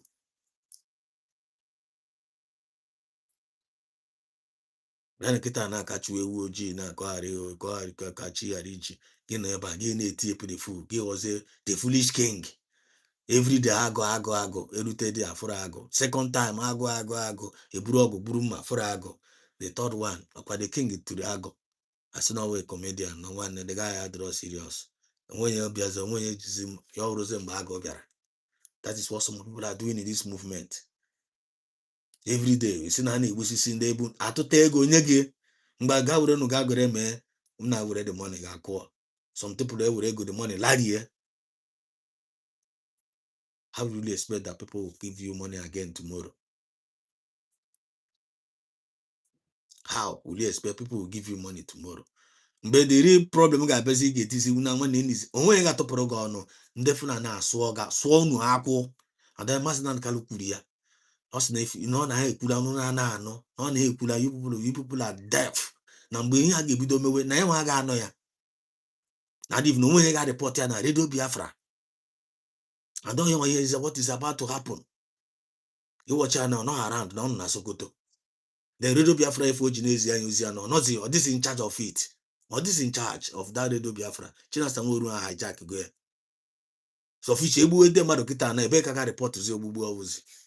But God, thank glory be to God. God replaced go that Radio Biafra. When is the United States of Biafran government being declared officially with a legal document?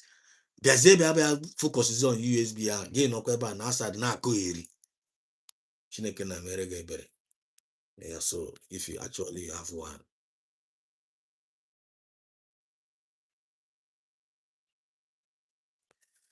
There will Selozoka or Diego. Selozoka is also a demon in a human body, is full of killers, government. Pity for Christ in there, we're gonna see you.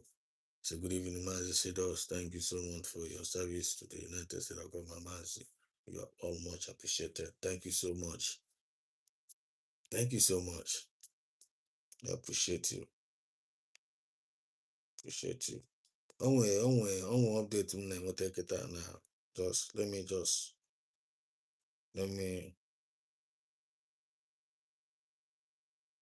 see what is going on. Can go without this update here. Thank God that our people are paying attention. You know? Thank God that they are listening. They are listening.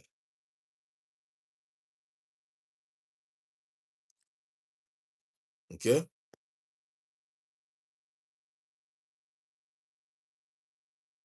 Okay, this thing is not about us.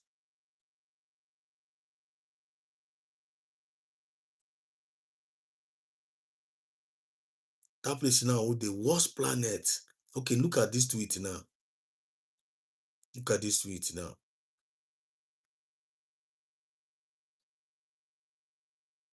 Look at this tweet now from our Deputy Prime Minister. It's a press release. You see, there you go.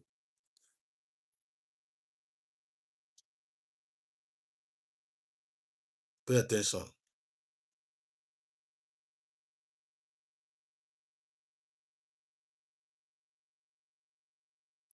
Press release. Neighboring country, Nigeria, officially declared as the worst place on the planet for humans to live. Jalidia Bianca Onowo-Ojukwu, Tulumbu, Christopher Musa, Peter Mba, Charles Terudo Hopo, Uzodema, Peter Mba, Fubara, Alex Oti, their political parties, police, army, and their Biafran agents are all included in this category. The United States of Biafran Christian nation is offering to the world what Nigeria has failed to offer.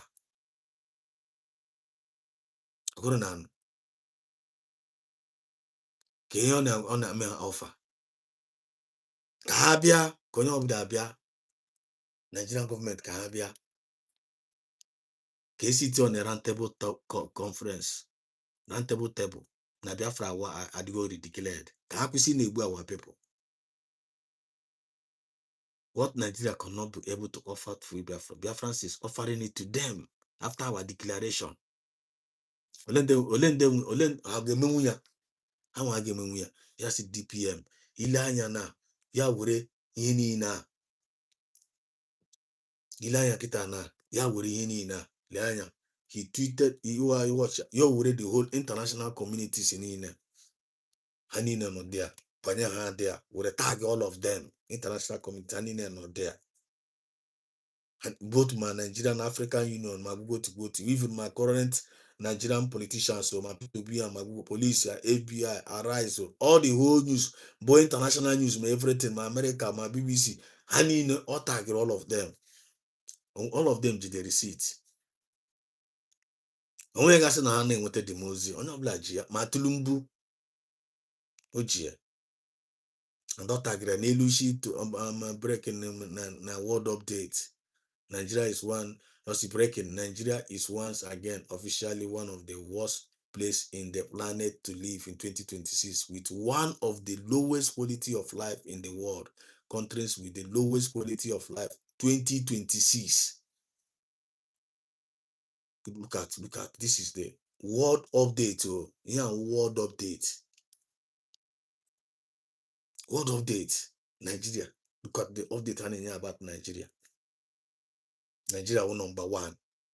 Sri Lanka was number 2. Bangladesh 3. Venezuela 3, 4. Egypt 5. Philippines 6. Iran, Indonesia, Pakistan, Lebanon, Kenya, obodo tiri eti. Nigeria was the number 1. But attack is on top of that tweet. Wezigaziere ha ozi chụpagide ha ndị ebe ahụ ga-werezi ozi a kwanyezi on top of it si abere gawa.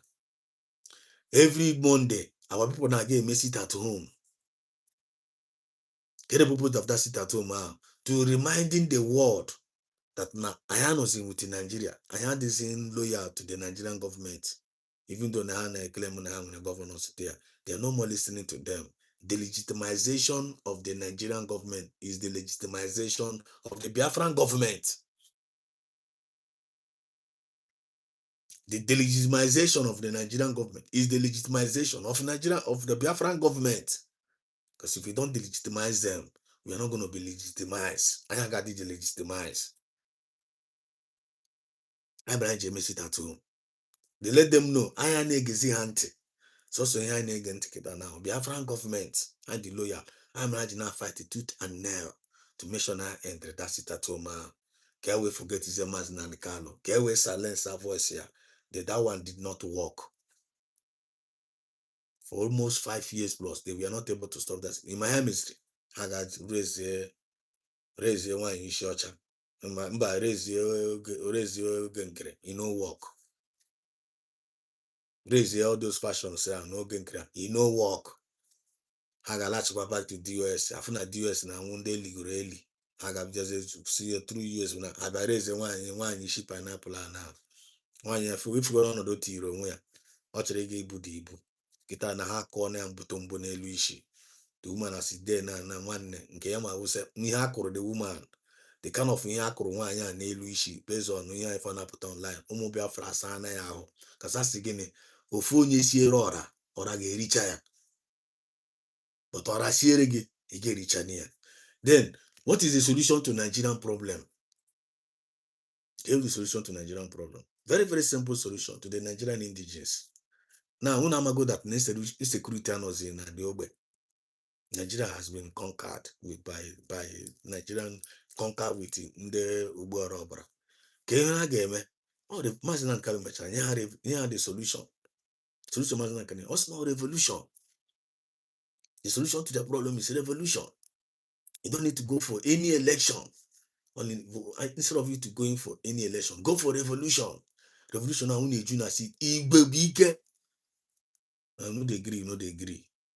boss oye una na-ekwesị na onwe gịnị ị na-atụ gịnị una na-adịmandịrị ha ke nkunu tụrụ atụ ka unu ji wee mee na everybody all of you people must step down na nwanne number one go self nyegodo n'ugboke ọsọ nye condition number one end good insecurity nyegodo n'uchugodo ndị ugbu ara ọbara na onwe bụ na-apụ na street a na-ekwu nke a na-ekwu na na-achụpagide ha kọsị egbo unu ebido gbuwekwa ha nwa gefu asef na nwanne insecurity na-ele anya akwụsịgodi insecurity akwụsịgodi then unu solve that nweta na unu akwụsịgo insecurity ahụ unu ekwu eziokwu leadership unu ekwu eziokwu onye ga-achị unu ifimi anyị nwa dị koko I'm telling you look at Kita now look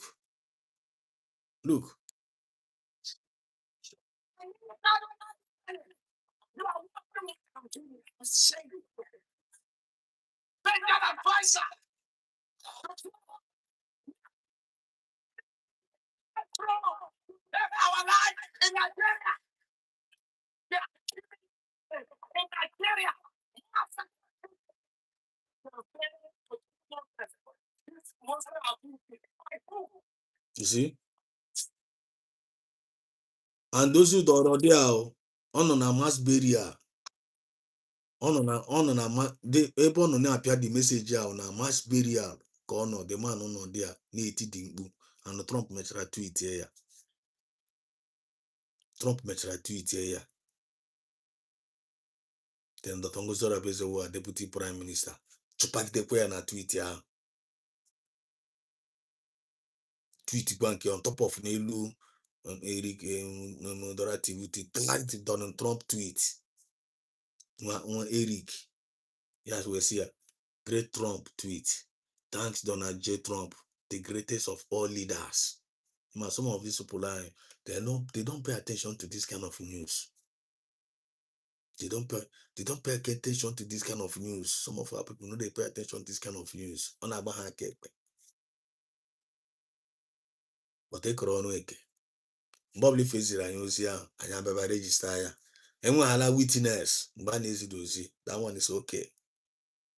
As long as they want a witness, but to another beauty for Christ we witness to this Ozia. Serozoka we witness. Anthony we witness. Yeah?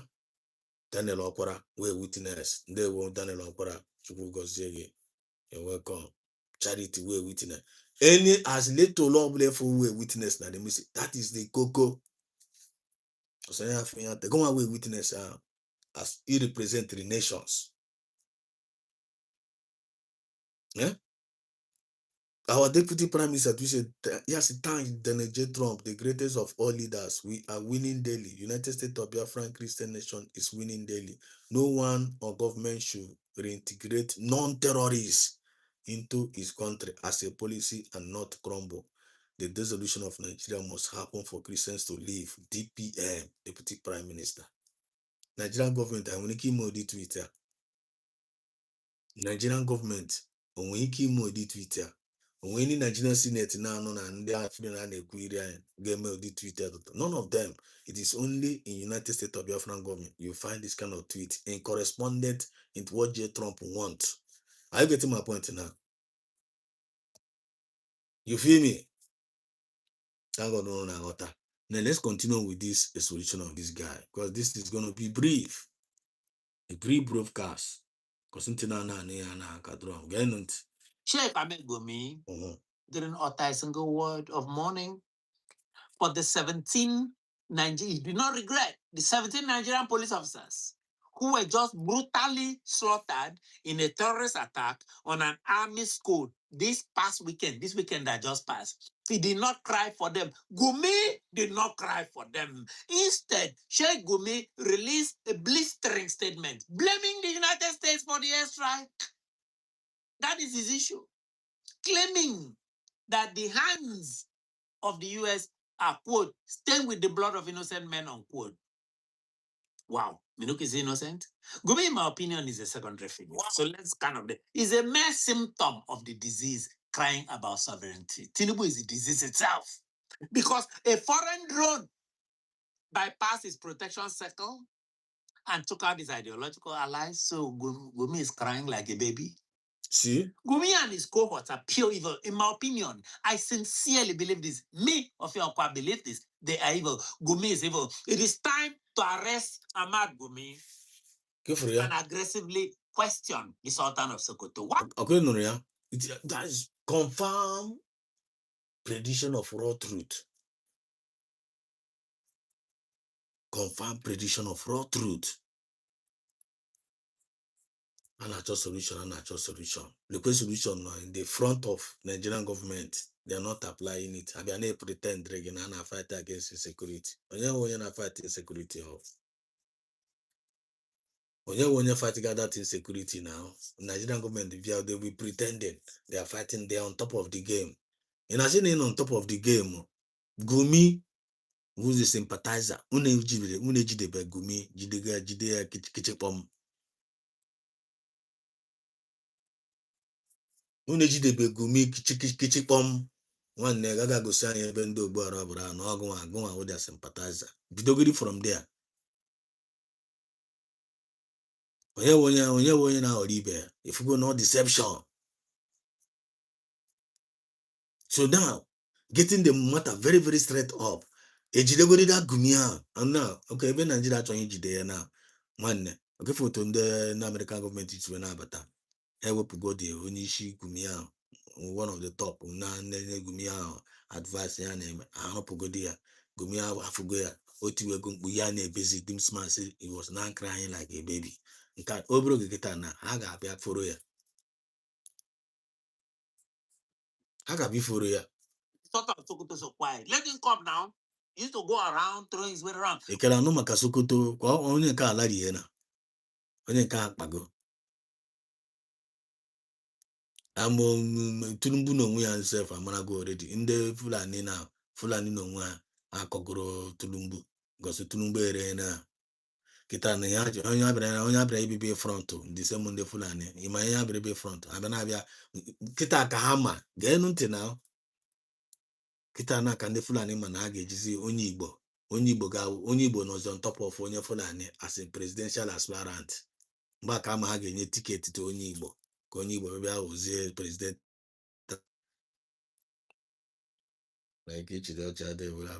mgbe aka ma na ha ga-enye ozi onye Igbo mgbe aka ma na ha ga-eprezent zipụta could you imagine onye Igbo ozi nọzi n'ishi werezie kpamkposi otizie before the declaration before USB declaration and akodi aka akọ before USB declaration and akodi aka akọ onye Igbo inye gị tiketi for president Igbo presidency and okwa Igbo president ka ji maka Igbo president ka Igbo presidency ka iholu bụ ike ji na-achị finish ndị niile nọ na obi Igbo ka enye Igbo presidency because of Igbo presidency ka ọnọdụ ọjụzọ kalụ dosara anyị Igbo presidency ọnọdụ ọjụzọ kalụ dosara everywhere enyeghị ha emecha anya ha dị Igbo presidency ha kpegidere ha mkpa Igbo presidency emechakwa elu maala sef ha werekwa onye Fulani nọ on top even ha mere ga ebere too much ewuru onye Igbo tigi vice or you no go still win the election but immediately after they declare go Biafra na ọkụ dị ofe America na on their neck and the Biafran government na supply in America with gbogbo information na need mgbe aka ma na ga-ewezi onye Igbo ndị mmadụ ajụbe ajụjụ jụọ ka e mere o ji bụrụ na time a na-aka ji ga werezi onye Igbo size Peter Obi na ọ ga-awụzi nyezie ya tiketi nyezie Peter Obi tiketi zi a man no deception a man not to actually use what that Peter Obi and to lure you in ala Peter Obi agas ndị Igbo asị chat na nwanne Biafra ya nọgodo ofu ebe Biafra nke a na-eme akọrọ gbatu abatu onye ọbụla nwere many fashions na nwanne ka anyị tụwagodi Peter Obi how the game anachi use na how the game anachi use na and are you going to be a victim? I want the reason why you know with this program and abalị and go on my witness Go my witness now, a prediction of raw truth. Because if you don't know the intention of what they are doing, you become their victim. Peter na Peter be actually near ticket. 4 years ticket can achieve 4 years, and before 4 years, Trump up go no chiche. Then the cancellation of BIAFRA movement, even our declaration, I was there, does being. Each and I got follow, each and I move, each and I won't move if I follow to that kind of victim. Hero, and you cannot afford that kind of victim, man, because we know their game. I ain't quickly gonna use quickly shike. No kweba na nyekwa announcement. Abiko na abia asị na abia akọrọ ya aka election. Peter Obi awụrụ nwanne anyị nwoke. You know, feeling on one ọhụrụ nwanne anyị nwoke is not representing us. Ya na ndị north, ha ga na north me with that Nigeria. Ha bịakwana na Biafra land. Ha ga me with that election and Biafra from Abuja. Let them not come to Biafra land and say no na be election. Kati ha na ezuzugharị. Honorary primary. Look at what they are doing. I go 1, I go 2, from 2, I say it 100, 200, 500. Eto akasa account. Koro, a na-ezosi ezo. A na-ezo ezo. Nke a na ha na-emezi ya ọwụzi ya na-ezozo. Ị na-ekwu okwu 2027 na ha ga-eri gị ya. Look at what they are messing up. Tere ka onye a mechaa na n'esisi ya. Why Just a secret. everybody else in Nigeria? Why the privilege? My suggestion to Tinubu and Ribado is very simple. Number one, arrest Sheikh Gumi. Number two, invite the Sultan of Sokoto, who has suddenly disappeared from my radar, public view for questioning by DSS. Do that. You like to arrest people, but you like to arrest Showore. Go and arrest this one. How about that? Oh, you see? Two. How about $9 that? million lobbying scam. See? Now, they also went and do 9 million 9 million. Could you imagine? Because of United States of Biafra. Because of United States of Biafra, ha ga-eme 9 million lobby. Ị ga-eji wee nye ndị agụrụ na-agụ na Naịjirịa nri ka ha rie rijuo afọ. $9 million ahụ zuru inye ndị agụrụ na-agụ na Naịjirịa ezigbo nri, ha erie nri rijuo afọ. $9 million zuru imepe company ndị mmadụ mee employ. But they prefer to go and give it to America. Jikwa the ego. Maka gịnị? For not Biafra not to come. Then they go away Biafra. Na-akụgụ game ụdị game a n'elu isi. Na-ara mama gị n'ihu ugwu. Because ihe ife a na-emewo ihe ife a na-eme game ife. That is what the Fulani government are doing. Even when they bandit here. They will come and on n'ihu na mama gị na nwunye gị na ụmụ gị gbuo ndị a ga-egbu egbu. That is what the government are also doing n'elu isi gị. Ebe eji egogo ejikwa egogo ya own money. Kama a ga-enye gị ka i were rie nri, a ga-ewere anyị onye ọcha ka agụnwa ghara iri nri. Ewere gị ji eri nri nye onye ọcha ka agụnwa ghara si onye ọcha bịa kwuo against nke ghara iri nri.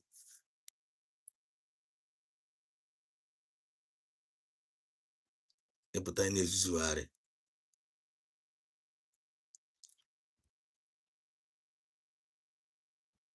I'm concluding because I get it. I'm concluding. For you to get the message. Tinubu is playing a double game. Why Nigeria born Tinubu is But very soon, very soon. Very soon, many people know where they talk to them anymore. Very soon now you got for. When you're gonna go because in the banks in if onye cho cough. If onye na cho cough. Ebe ndị ọ na-abịa lụrụ n'ọgụ ka ha bịa si ọzọ ọnụ ndụ na na-egbuzi ha egbu. Ha ga continue na-alụrụ gị ọgụ. They no go continue to lụọrọ gị ọgụ. Ha ga na-ekele Chineke nna na Maazị Nnamdi Kanu have already signed ya anyị o ji wee bịa n'ụwa to get the freedom for his own people. When egbu egbu ma na anwụ ya anwụ to get the freedom for the people. That's why onye ọbụla ife mepụrụ ọnụ ya sị na ọ na-akọtọ Maazị Nnamdi Kanu mana na onye anwụ demon. Mana na onye anwụ confirm demon. Onye awụrụ human being. That is the only best way to quantify them or to qualify them. Now Tulumbu is paying the heavy price. Of course, not the president. Dream me out to be a president before now. And Chineke na mechara za ka werezi ya Chukwu na mechara zazie ya wish ya grant ya wish ya grant ya wish ya. Now why can't Tinubu use that opportunity? Ebe Chukwu na mechara grant ya wish ya owuzi. Ordinary electricity. Emechara were ya make program one certain time few many months ago. Tinubu ebe Chukwu na mechara grant is wish go. All wouldn't know electricity steady like in and then Nigeria no go forget you till lie. All go na regime iji ordinary electricity when electricity I see per hampa. That electricity I see per hanampa. If you can give them that one single electricity before get bacha one or one, you only measure Nigeria electricity. Then go at least a way of you chetage. But take a but there upon her upon old upon him upon enjoy upon him go deal him can you also Tulumbu on where I know whatever oil king of Lagos. Maybe I'm the king of New York. You know king of Lagos. I want Lagos in a line not Tulumbu where we go in up whatever. Go power no you know testible. That would say don't care for many the people one thing I get you I say no. In honor own regime, people are raise their neck by aquara.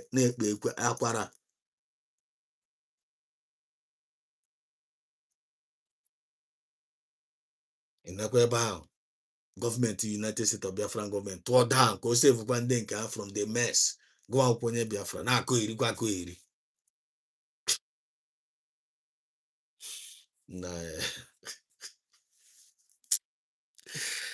Thank God for the declaration of Biafra and the Umife. Ekele dịrị Chineke na n'ebe ụmụ ife nọ because they truly understand. Ndị niile pụtara nọ na fight for this movement ya with obi ọcha ha niile. Na-achọgharị ha ka egbuo ha. God will fight all our battles n'afa Chukwu oke abịama ise. God not allow shame to shame us n'afa Chukwu oke abịama ise. He will blind every eyes of the enemies ise. For them working against their own brothers. Of course, someone say they will be shamed with shame and they will be cut off.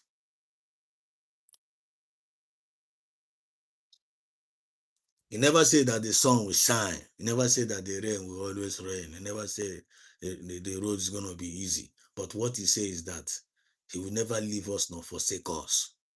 So that we always say with confidence, he is our helper. We are attacked on every side. We attack from every side.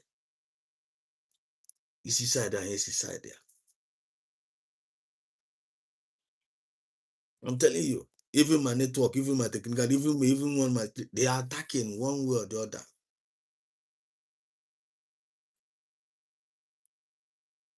Both home and abroad.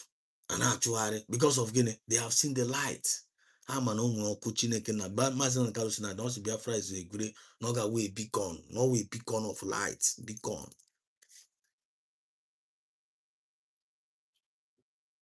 The whole world can have an avian and I'm a car for a nurse, not your camunye that or qua. But Chineke na say no. So look at what is going on now. Tinubu kita na Trump ekokona Tinubu ishi within the Fulani. And they remember the prophecy of Mazina Nikalo. It's the prophecy. Us no so Trump onye ga-egbubi that no onye ga-egbubi the eriri ahụ jikọrọ ndị Fulani within the UK. No Trump ga-egbubi ya. And they watch the game on akọ photo si na-egbubi the thing. Photo si na-egbubi the thing. Ọ gara na China. Ma ihe na ndị China kpara. Biafra was on the table on the China soil with Trump.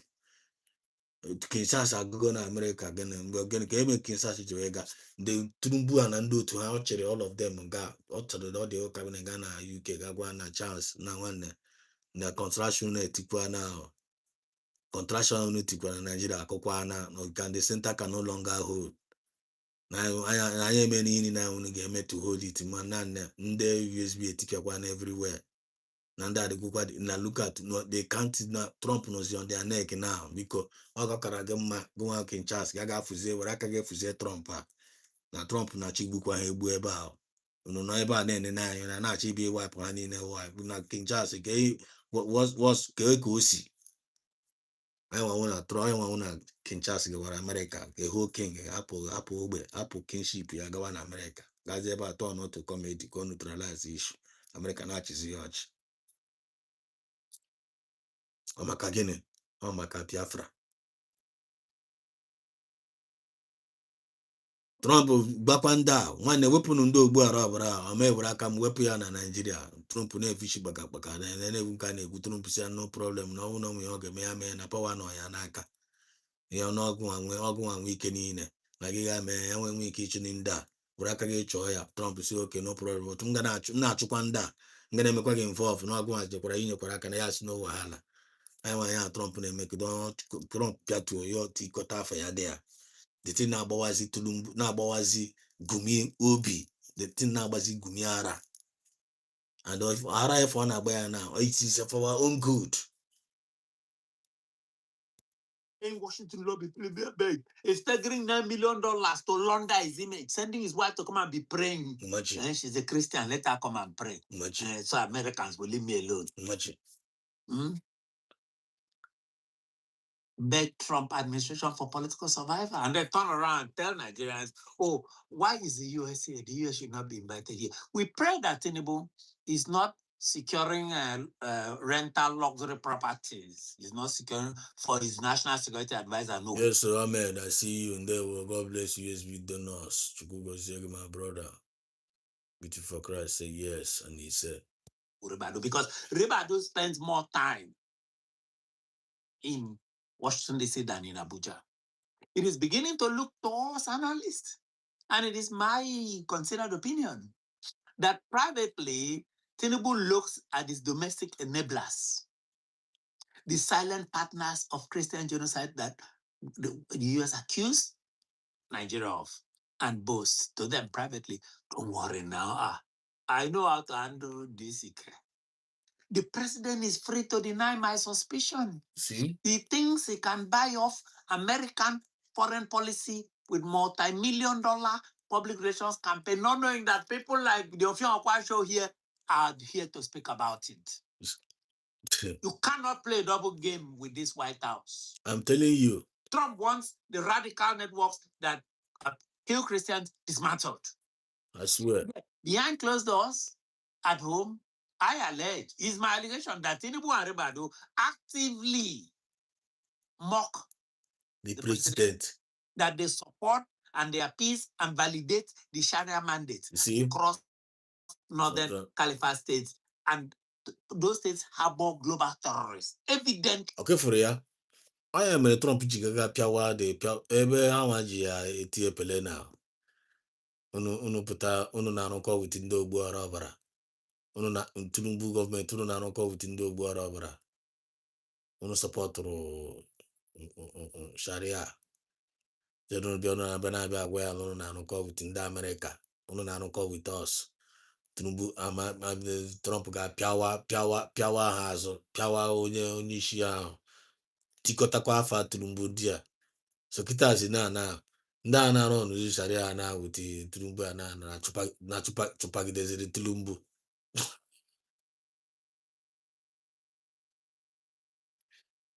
ha chụpagidere Tinubu kịta now as we speak chụpagide ya na seriously ịmakwana the kind of ndị ogbu ọrụ ọbụla na-achịrịziri ndị niile ogbu ọrụ ọbụla na-achịbazi ya na Yoruba land enweghị idea ọhụrụ na-enweghị idea ya na-eme ndị ogbu ọrụ ọbụla na ndị kalifeti ha niile chịrịziri ndị niile ogbu ọrụ ọbụla chịrịazi ha niile ha fesiziri font ha na-atụ Yoruba land now because ọkịfotu Chineke na-asa lụrụ anyị ọgụ ndị bara ibe igbu anyị ha conspire ibi iwepụ anyị nwa ụmụ ife Biafran people ha chọrọ ibi iwepụ anyị away tupu na na-ebikọ eyuzugo Trump just Thomas na kalịsụ ebu ya na amụma obikọ na ha abụ isi n'ọnụ na iwe na-egwezi ndị ogbu ọrụ ọbụla against Tinubu regime gịdasị oke na ndị Yoruba unu gara agaga bitere ya anya bi ndị Yoruba unu lechara anya bitere ya anya a na-ekwu nke a na-ekwu ha ga-akpọrọzie Peter Obi si ya na ha chọrọ imezi ya eze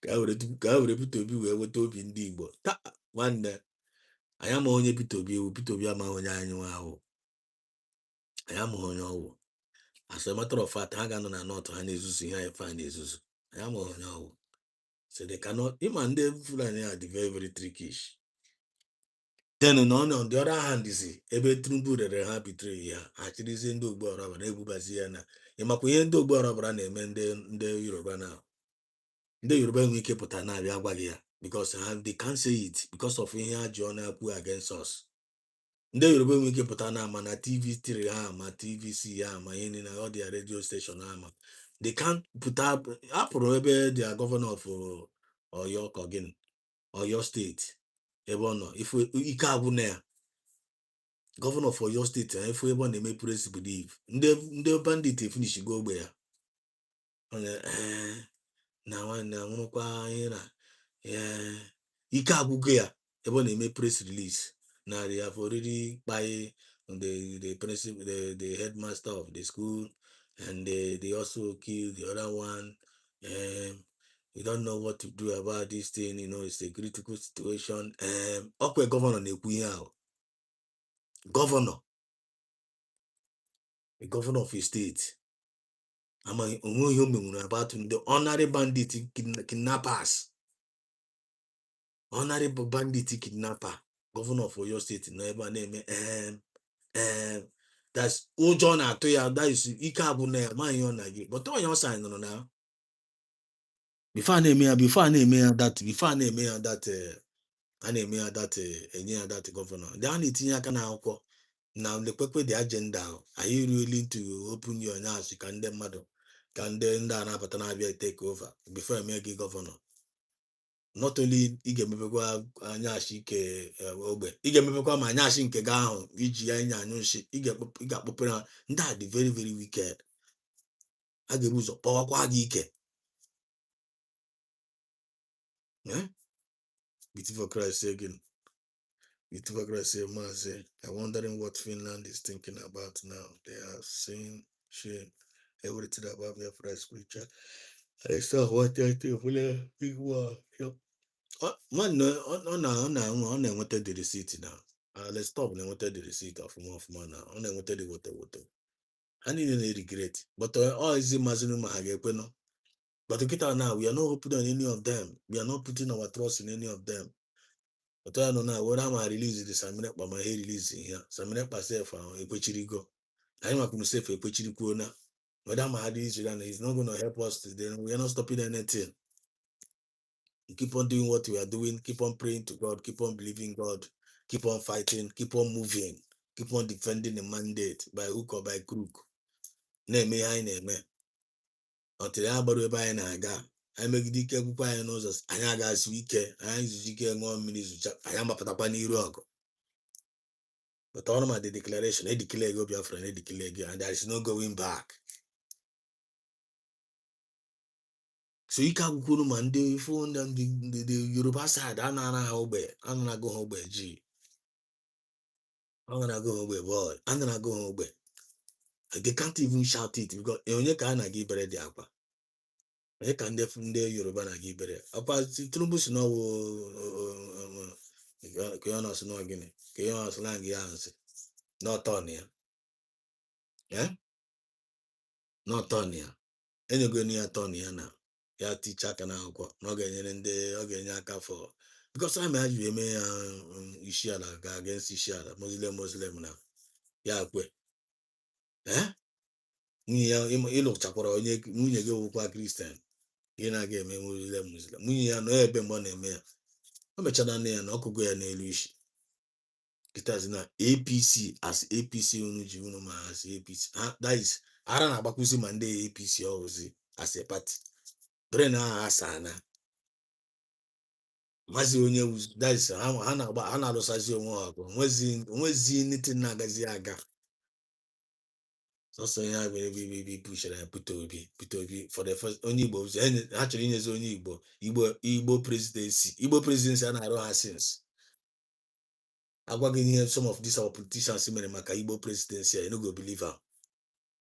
Apụta ha agaghị meet ekwe ike asịwe ike na nwanne we go make you president the next term.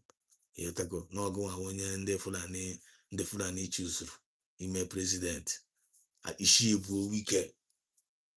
Are you willing to Wike chekwa na naanị aka ga-agwa the thing hapụkwa esikwa na aza ga-akpọ ka a na-akpọ ya Umahi. Ifu ya mere Umahi na Wike mgba Umahi maka mmadụ ole Umahi gburu maka Igbo president ịmakwa mmadụ ole Wike gburu n'Igbo land maka Igbo president na-echefugo. Emechara nye ha Igbo presidency ya mmadụ ole ka Ojuzo Kalụ ji bi nke sef Igbo president ga-were acres of land nye ndị Fulani, were ndị acres of land ndị Abia were nye ndị Fulani maka Igbo presidency. At the end of the day ha were ya tinye na nga nye allegation maka corruption ya na ebe a na-ebe ọkwa Maazị Nnamdi Kanu kwuru ihe o kwuru ya ji wee kpọpụta ya ka o ji wee kpọọ Maazị Nnamdi Kanu ụgwọ. Let me just round off this program. At least the message has been passed. I don't hear about global terrorism, Uyo or Gep.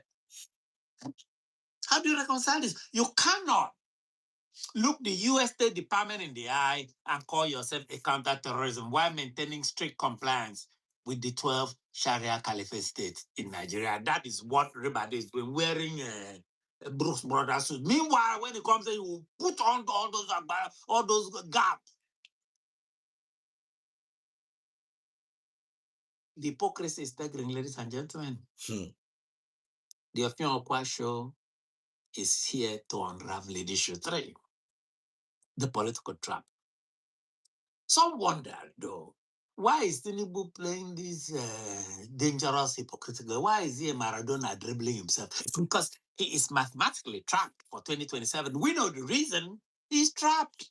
He's afraid these people will push him out in 2027. The 12 Sharia Caliphate says in the north, I see, have completely abandoned Tinubu. They realize that Tinubu cannot protect their interest against the U.S. kinetic pressure. They have realized the caliphate realized that Tinubu cannot protect them against U.S. pressure. I realize again. And they are not ready to support him again for the second term. Miami, how about the speed? Back I'm an because they always use the Yoruba against us. They always use the Yoruba anti-man, the Yoruba also to follow in a Yoruba, and they are more to us and no candibo well. How would us no candibo? Check out how Tinubu versus if we have in Dibo, if we have in Lagos, if we have in the Bayan and Lagos, finish here our people, body everywhere, the Bayan in a proper. I need tea, I need a freedom, and I change. As no how I was in Nigeria. Kita now power have changed hand. Kita now obviously them now lose the ogo. The Fulani men in all road lead to Guinea, Yoruba land. And the man Yoruba had to bring one no job. In a boo herself, they no go talk. But all know when you behind one muscle. All know when you behind one muscle. Due to the level of Ubuana now. It might due to the level of Abuana. Sunday Buanos to defend them, and I be a query and I now. Sunday Buana going to bribe. Kita na heavy to another due to one nation again. You want I didn't heavy to go. Heavy to Pane also. Heavy to Pane also, all the way from UK. Heavy to Pane, I had to go Pane or due to one nation. I did a divide Nigeria now. See the same. The same. And then they go on. Not voting for him in 2027. The US bombed the very caliphate headquarters.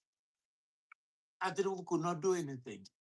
Then you look at the southeast, the 5 states firmly in that southeast, those states would rather vote for Peter Obi than vote for Tinubu.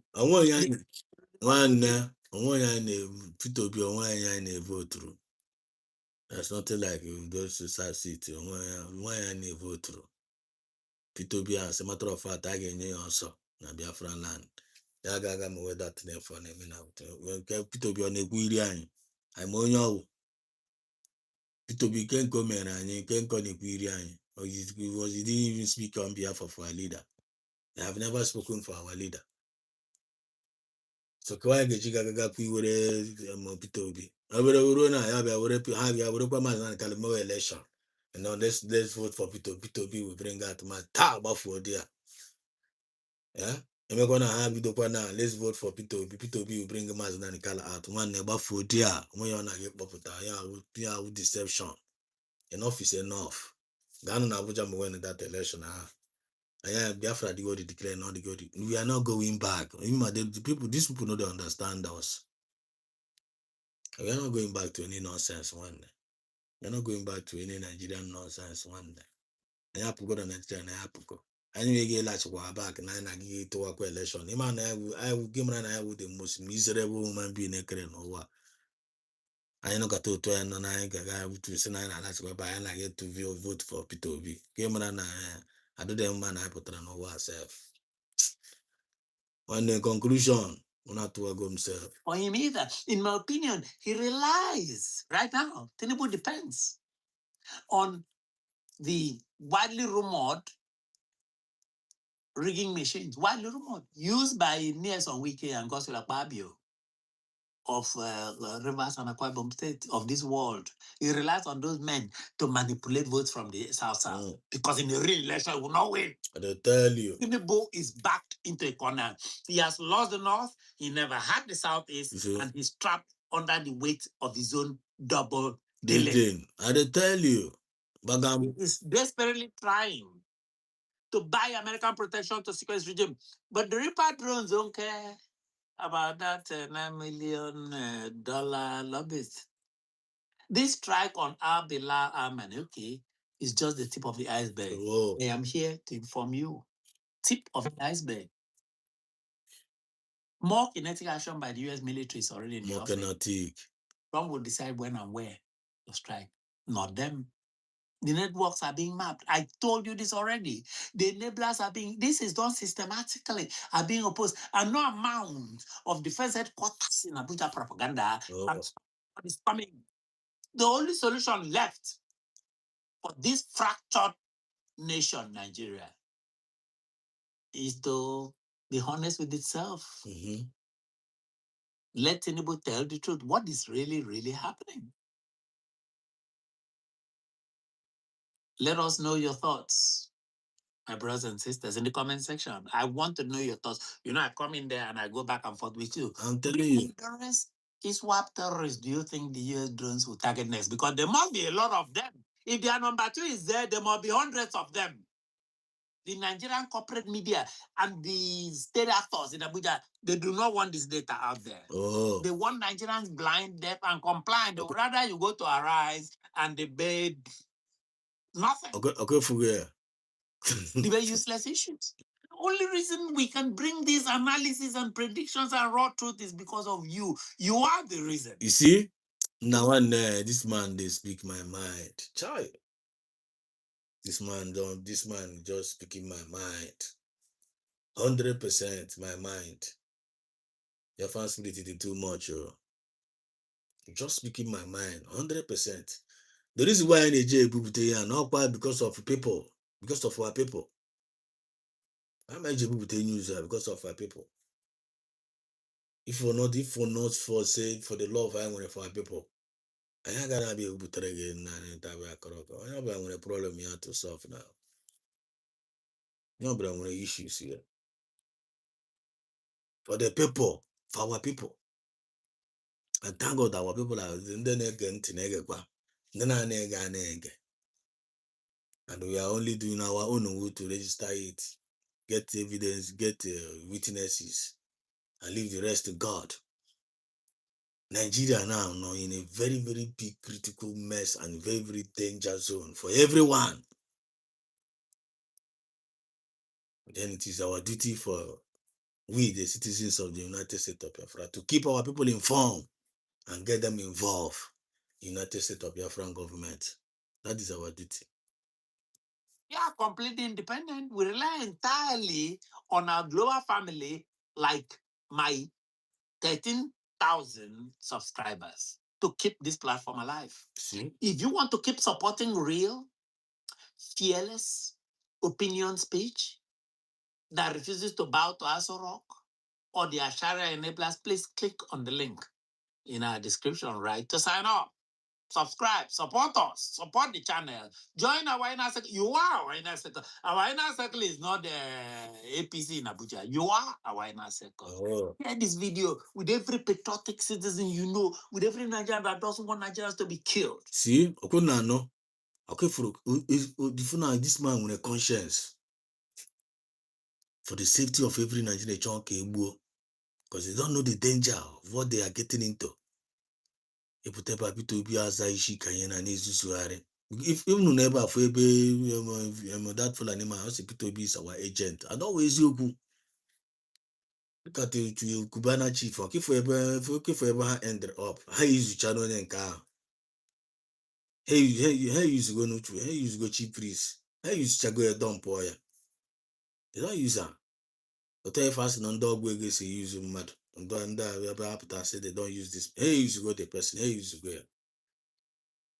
But then a cheap priest saying and that guy got useless forever.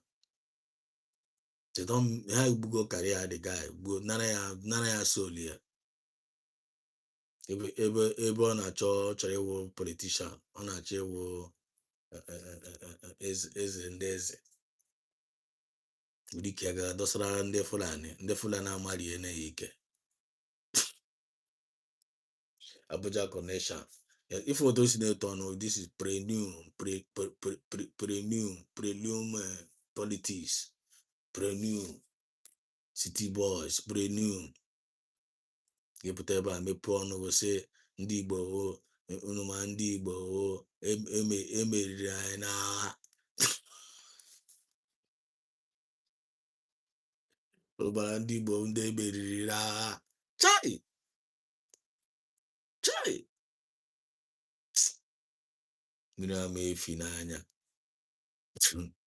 This is the Opion Show. We do not just report events. We track where they lead. This is the prediction. This is the idea telling you. I like this man. I like this man. God bless you, sir. God bless you. You're a great man indeed. This is a true prediction of raw truth. I'm kind with the prediction of raw truth. You know, prediction of raw truth. You wanted the revelation about this. You want to give me a voice. Get shy, quiet. I get the message. Of young, Okwe Calabar man. And that will be BIAFRA. That will be BIAFRA. So not problem with the brain on yang na. Huh? So not problem with brain myself. No need you are me. Natural organ Nike. Mama Morgan natural so not brawa Nike cover. So not brawa natural organ Nike. Let's spread the other propaganda and blackmail. Look at this man under one Nigeria. But look at the kind of sense that is coming out of his mouth and his brain. Voiceless. I remain your independent voice, telling fearless truths. Telling you. Take care of yourselves and each other. And each other. May we go. Take care of yourself and each other. Child, telling you. Lanya ba na. Lanya. You got forever now. You got Fupande Sinane, and then me Biafra.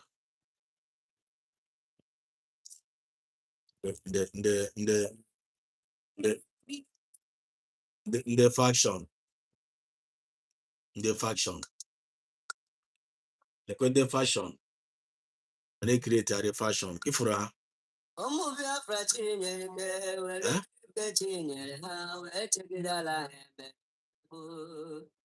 the faction, the faction, the amachakwa, na Biafra adigo party declared. Here we go kwa government, and never can it create a faction. No one can snap ya wo the general. You can meet you go to onye nke ọzọ si n'afọ ya wụ gịnị ji general onye aso Maazị Nnamdi Kanu right from Girigidim, but he didn't learn anything from Maazị Nnamdi Kanu. Nke a naghị na-afọ ị na-ele anya bụ white n'ishi ọsị n'afọ ya wụ the general Okenna Okechukwu for so Maazị Nnamdi Kanu right from the foundation of the creation of IPOB, but he did not learn anything from Maazị Nnamdi Kanu.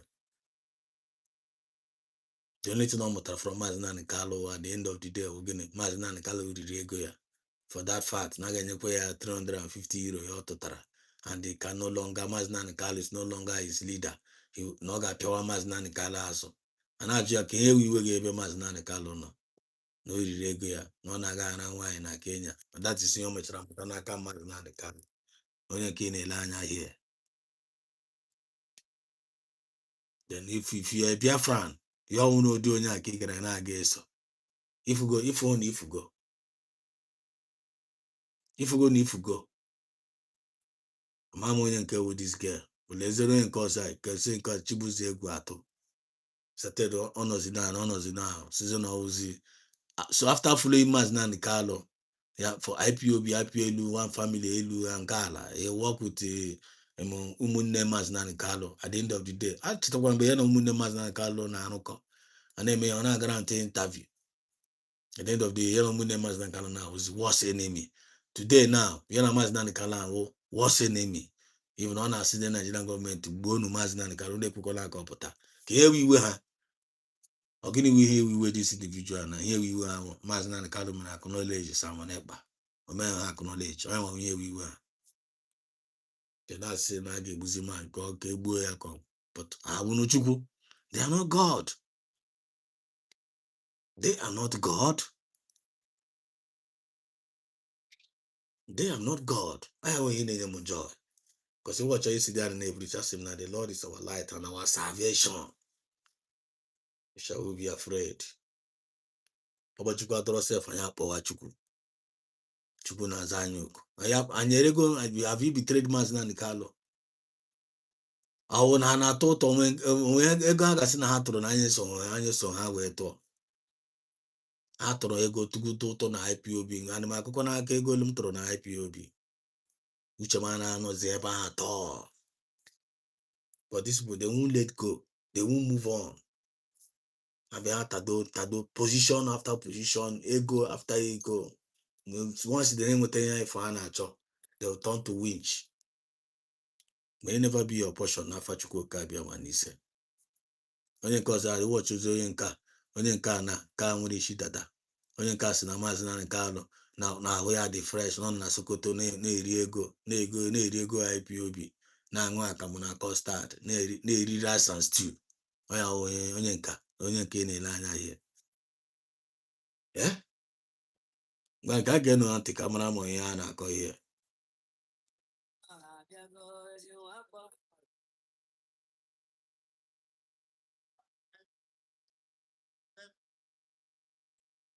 It will stain a little. Shoe onye ndị n'ọkpa. It's impossible. It's impossible. Onye nke a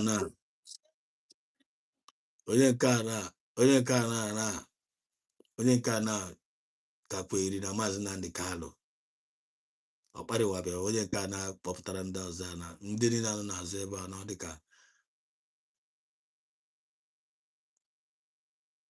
onye nke nwaanyị ahụ na-eme eze nwaanyị ọ dịka ọ na-ekwu iri Maazị Nnamdi Kanu but mmadụ atọ ndị a nke ụmụ nwoke atọ a ha etigo Maazị Nnamdi Kanu hapụgo completely. Because remember mgbe a ndị abịara na-abịa eme attack Simon Ekpa when these people they were attacking Simon Ekpa these individuals ihe kụrụ n'ime my spirit mgbe asị nsị ka otu ndị asị wee na-eme attack Simon Ekpa then I na-ekele m na ha love for Maazị Nnamdi Kanu. That was the thing was ringing inside my mind. I was asking this question for myself. Nigeria, go to that. If you mention Nigeria, that Ajuju, Ngana program, Nigeria. Someone go. Yes, you shall be educated. You know, Akodi self. You want to say I'm back. Get you know, Akodi. Go to this now. You know, be a naked no hate Maznan Carlo. No hate someone is not IPOB member. No, she from backyard. No, it's not serving. No, hate here. But no love from Maznan. But no love from Maznan. I say, yes. Since I can't join back, can't different from Samunepa and Maznan Carlo. I said, I'm no dad John. Man, I want to yarn from backyard. Where be? Mr. One, can't see from backyard. Then all no see from backyard. All Maznan Carlo may endorse. I am coming now. What that in her? They know if you answer me. I said the only thing about she follow command and control. Now we should not watch Samunepa. No, it's not one of us. My spirit is not in the name attack Samunepa. Sinana love Maznan. No, say on a very good day, these people they don't love Maznan the Carlo. See, if they hate Samunepa, and say, oh no, hate Samunepa. Man, I technically una love Maznan the Carlo. I am but 6 years ago or 5 years ago. I am but so unu na-ekele mụnụ lọvụrụ Maazị Nnamdi unu na-ekele mụnụ lọvụrụ Maazị Nnamdi Kalu hate Samunepa n'oyi agwara m agba n'oyi fere unu hatiri unu alọvụ Maazị Nnamdi Kalu unu alọvụ Maazị Nnamdi Kalu onye m gwara ara agba ha so which means all of you people are pretenders afum any difference between Maazị Nnamdi Kalu and PM Samunepa m sị okay unu na-ekele mụnụ lọvụrụ unu hate Samunepa m sị ka unu na-hate ihe ya Came hate in Samunepa by Maazị Kalu na around. That was the thing I threw to them. Came hate in Samunepa by Maazị Kalu na around officially. All of them touch on today now. That's my prediction now. Assassin now you watch that topic today now. Prediction of raw truth. Prediction of raw truth. That's my prediction now. Have come to pass today. I'm sure I wrote today that I'm sure this is against Maazị Kalu. All this official now. Everything they were saying Samunepa, they were telling Samunepa, no one go more BIAFRA, no one go crying wayo, no one akora wine. Onwe ha na agwafo Samunepa, no one akora wine, onwe kwara nka otwa. Onwe ha agwafo o kwa the same thing aka na agwa Maazị Nnamdi Kanu today, onwe he dị iche. That's not different. That's not different. Imagine us onye obia na movement, onye obia na asị na all of Maazị Nnamdi Kanu, no hate Samunepa, onye awu fake. Ma somebody be asị na all of Samunepa, o hate the Tongo Zarabeze, onye awu fake. These 3 people, you must love 3 of them. When you each and remember that you cannot love 2 and hate 1. I love 1 and I hate 2. I'll give an on that one. I could keep for car. My only guy for you know where now. Only car now, only criminal love from Maazị Nnamdi Kalu. Neutral, Kita no is neutral, never Samunepa. No, and not bad is Samunepa. And the only car now, but is this on not bad is it Tongo Zarabese. But here now, maybe acknowledge na USB name exist. If you not come when you come out. I'm rounding up. Just want to bring it. TikTok to tag him. I jump mad the cops. If he will send this loaf to use this our system, Mesoma, to tarnish Onye News image, but it goes nowhere. People say, what no? That now this our sister. You know that this our sister. Always no. Alando Banje. He knows. It's decided to use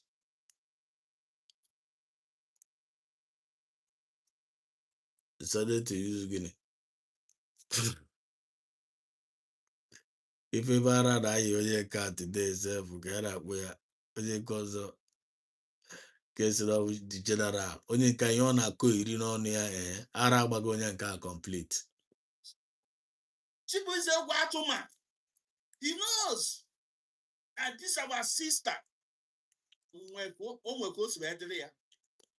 Oh, na Chibuze Watuma mad. Oh, no, mad. Chibuze Watuma mad the anime. We see you will be this our sister media. Otutu got our sister okwesịbụ ndị ewepụta ụdị nke onye ndu ka okwu maka onye ndu. You want your people now what is our sister? For those that is our sister, what can people? You want your people now where? Oh, one people say now no, around this our sister, around they know. Oh, na chibuze egwato wo made. Na Chineke ama mpu ya oku, uwe wasa. I cannot insult his family. The chibuze egwato, Chineke ya oku, uwago wasa. Oh, na wo made.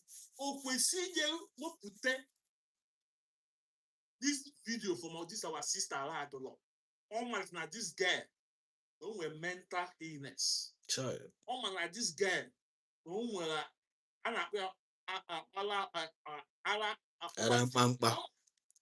Arampampa. So it's very intelligent. The way she spoke and the way she writes. No? But just because you want to try to see if you can stay onye this shoe, he knows even in there, this guy is all his fathers or what in this role. You know that all what this guy said, all what he did at this guy around there, that he went and brought it up. And all the people like us, about this guy, he knows. Cover blackmail on Yendu. But some of us and we're patient enough. I can use so that propaganda that lies. Then I put us here. Now, one issue point come and use that real quick. Because okay, the first person who about this guy, who this guy will before Opo, BIAFRA child, before I will. So all of people were patient enough. We have let them to land, all of them got a chance here no, then I check all one so walk now. Let's go to Chibuze Egwuatu video on this our sister. Who will be Chibuze Egwuatu? Omo Amazi Esmez. We Quincy. I have one Kewezo Kuchineke.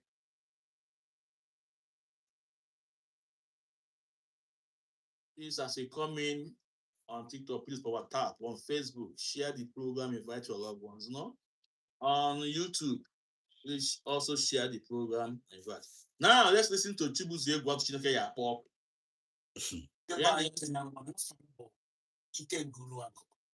But with this, others, we know the kind of person this guy. We manage this guy. There's no. Emetokwana program. I've already finished the Ozioma Chirizi na Abale Ayotago. I've already finished the Ozioma.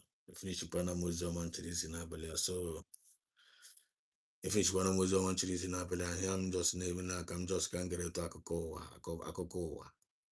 At least on your battery program as a witness, if you go zimziri, let it not get at Yapuanagunucho.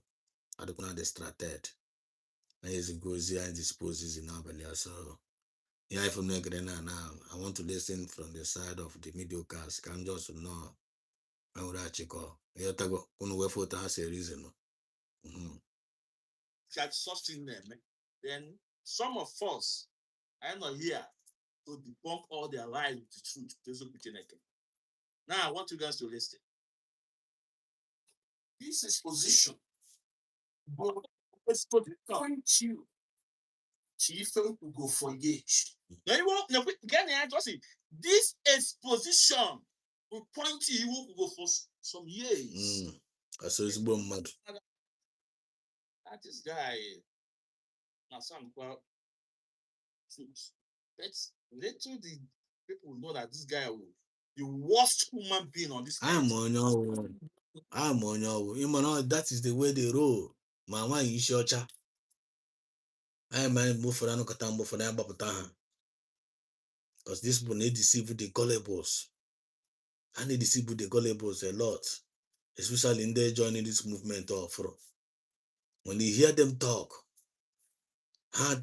picture knock or wesibo mad. If what the chibus are able as ọ pụta ọ na-eme nkuru ọ na-eme okwu ya ọ na-eme otu a na-ekwucha nnọọ ka ezigbo mmadụ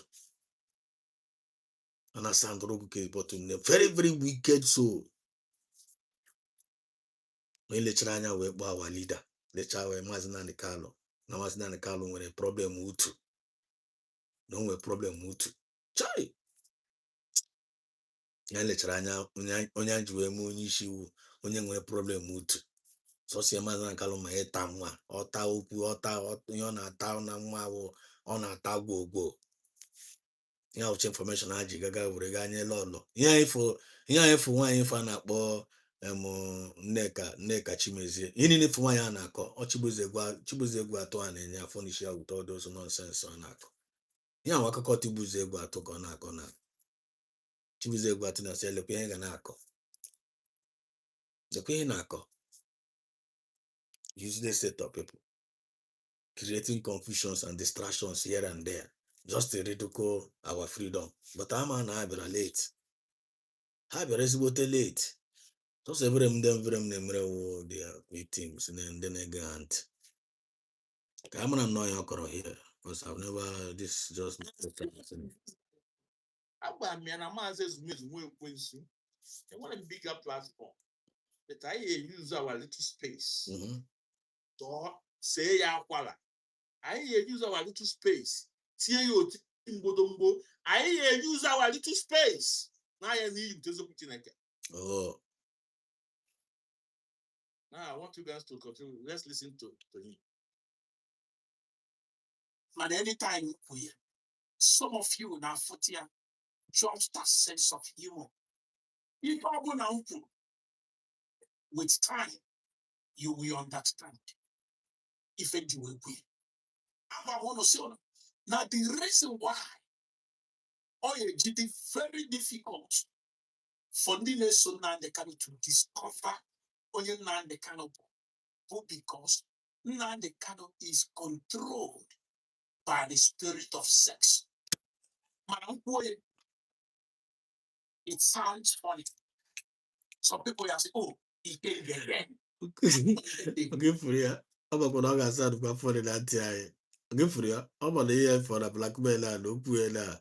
No man, Okuya, Loga sound funny. How much I can sound funny and true to the thing sound funny. Yes, man, Okuya, Loga sound funny. Yes, it's very, very funny to our ears. And then, if an action and if an idea, spirit of sex, on your one, you worship for single mothers by choice. And I be too drawn to nine the canon. Too drawn to nine the canon. And they worship the kind of people nine the canon dinner. If I'm actually in a bed of food, you know, don't go pick up your moon on yeah. Even online, they put that book on our because of you can now they cannot be ready. It's sacrifice. So BIAFRA, lovers of freedom, according to okay, forget this guy. People forget that you are leader there. Well, if you go hear this mediocre CG, our leaders name, these individuals, I the smart. Actually, I coach in a fan, I can't coach. Yeah, this nonsense fan, I could. My leg Chimezie, my Ikengi Ruago, my Uteleo. After I coach, I know I just know Kurato, and I hate our leader for no reason. A man have a reasonable later. Oh, you must not carry. I have gone to stage here now. We na-aga ịkọ ya na-aga no hate our leader. Unless ma onye ọbụla ifu kọtọrọ our leader kọtọrọ Maazị Nnamdi Kanu mara na onye awụ onye Igbo ga jụọ na-esi ọfụma just ka a gere go small nwere atụwago by myself telling you onye ala onye ibelibe 419. Who don't know that this guy is a 419? Proof. One iko nsọ o dupụrụ 5.4 million. Imagine. Not only mail visa. To Italy. Today, where is the visa? Where is the money? We have the proof. Chibueze Egwuatu O mee program a jụọ na ya kedu ego nwanne iko nsọ 5.4 million naira visa. We have all the proof. Onye doubt ihe na-ekwu na get to me and with the proof of everything. My voice, voice Chibuzo Egwu Atu. Go on what now? If we started this visa, if I did not give you visa, I will return the money to you guys. One console, Chikwado, Odupule, 5.4 million naira, what do put that boy? Now, he's telling you guys that Chukwu Okike Abiama, no onye ndu maazi na nke nke ọ bụ. So, ndị ichie be nna anyị, ndị Igbo na-akpọku Chukwu. Na Chukwu Okike Abiama. And that Chukwu Okike Abiama bido na alọ ndị Zọgụ. Ebe nwere the holiness of temple na Igbo. Dalụ. So anwa na then onye ndu Maazị Naka na defer to Chineke ya akpọghọ ọkụ. Chineke ya akpọghọ ọkụ. Let's continue listening to him. So he's just go ndọkọ ndị BIAFRA. Dr. Bulisi ha niile bunye otu nwanyị. Achọrọ m dee this little girl. Ife abụ part of those local girls into mere ife eji wee jide ebe ha kpọrọ ebe warrant chief ha kpọ palace be mba na ndị ka na gbasa. Si na a na-ata nwa n'ime ebe Nnamdi. Ọ bụrụ na a na-ata nwa n'ọmanya nọ na a na-ata atapụ ata. Ịta nwa ụmụaka underage. Ụmụaka na-eyi pantị a na-ese steering Mercedes n'ihu pantị ha. Akpụrụ anụ ọfụ. Ilu Biafra will come, Biafra will come. Ọ yi ewe anyị na Biafra emu. Onye maka ndị mmadụ ji wee jee tụnye ndụ ha. For the kind of nonsense this guy like the kind of this is the kind of contract from Nigerian government. Akonye no nanga. The whole Mazinani Kalo nepu for our freedom. Now look at it now. To prove this guy wrong now in for now. Can you with the Nigerian government is where Thomas Nan Kalonga? Or Macau no setting in for Nako. On one on all the charges here. The purpose is where Thomas Nan Kalonga again. Makagene. The freedom of Biafra. The freedom of Biafra. Over not to what wine, or on and wine, or quan over Arabanco, all gene, the freedom of Biafra. And Masnan Kalo now, Tina now, or cherry potat today. Document no ya new. Thus, you saw you need duty in signature. Yours no mezi. Your potaro way or free man. Chefu Makabiafra. Then here for all here for this guy now, Kowana, no one problem Masnan Kalo. In all this nonsense for now. I want to know problem Masnan Kalchana Masnan Kalogan on Yanga. We're not 5 years since and I roya biko. I won't know one year to us no to problem here. No, I don't caramana. I won't know one year down your problem. Which I'm not Calagan on there. How can I negotiate even Pozum why? Bromo, even governor as well as Pojum why, Poju everywhere. And I got as you caramano was or saying your caramana problem. Oh, for to ask him upon and call bullshit in there no against the innocent one. Based on actually the relevant. Maybe there is no relevance. It's record on your kayados. Abakona moa bagide madi begi. Dana baya na bagide madi ba. This no got 3 hours. Umene no muife. I got pussy here because now one there's what told out the manana. My own buffer and remember the bar China that this in 1 week or tago. Based on couple of frustration in the stream yard, but we do the messages we can believe deliver go me or the go registered and then we witness. Then an opola you a witness. Beauty for Christ, you a witness. You tago. Ahmed, you are a witness. Stella Zoka, you are a witness. Anthony, you are a witness. You tago. So few people of you get on Nabalia. based on time and chances. All of you people are witness. Prediction of raw truth. Recap. Yana Kawatrage now in the prediction again. The prediction again. Nigerian government and we go problem with the Fulani.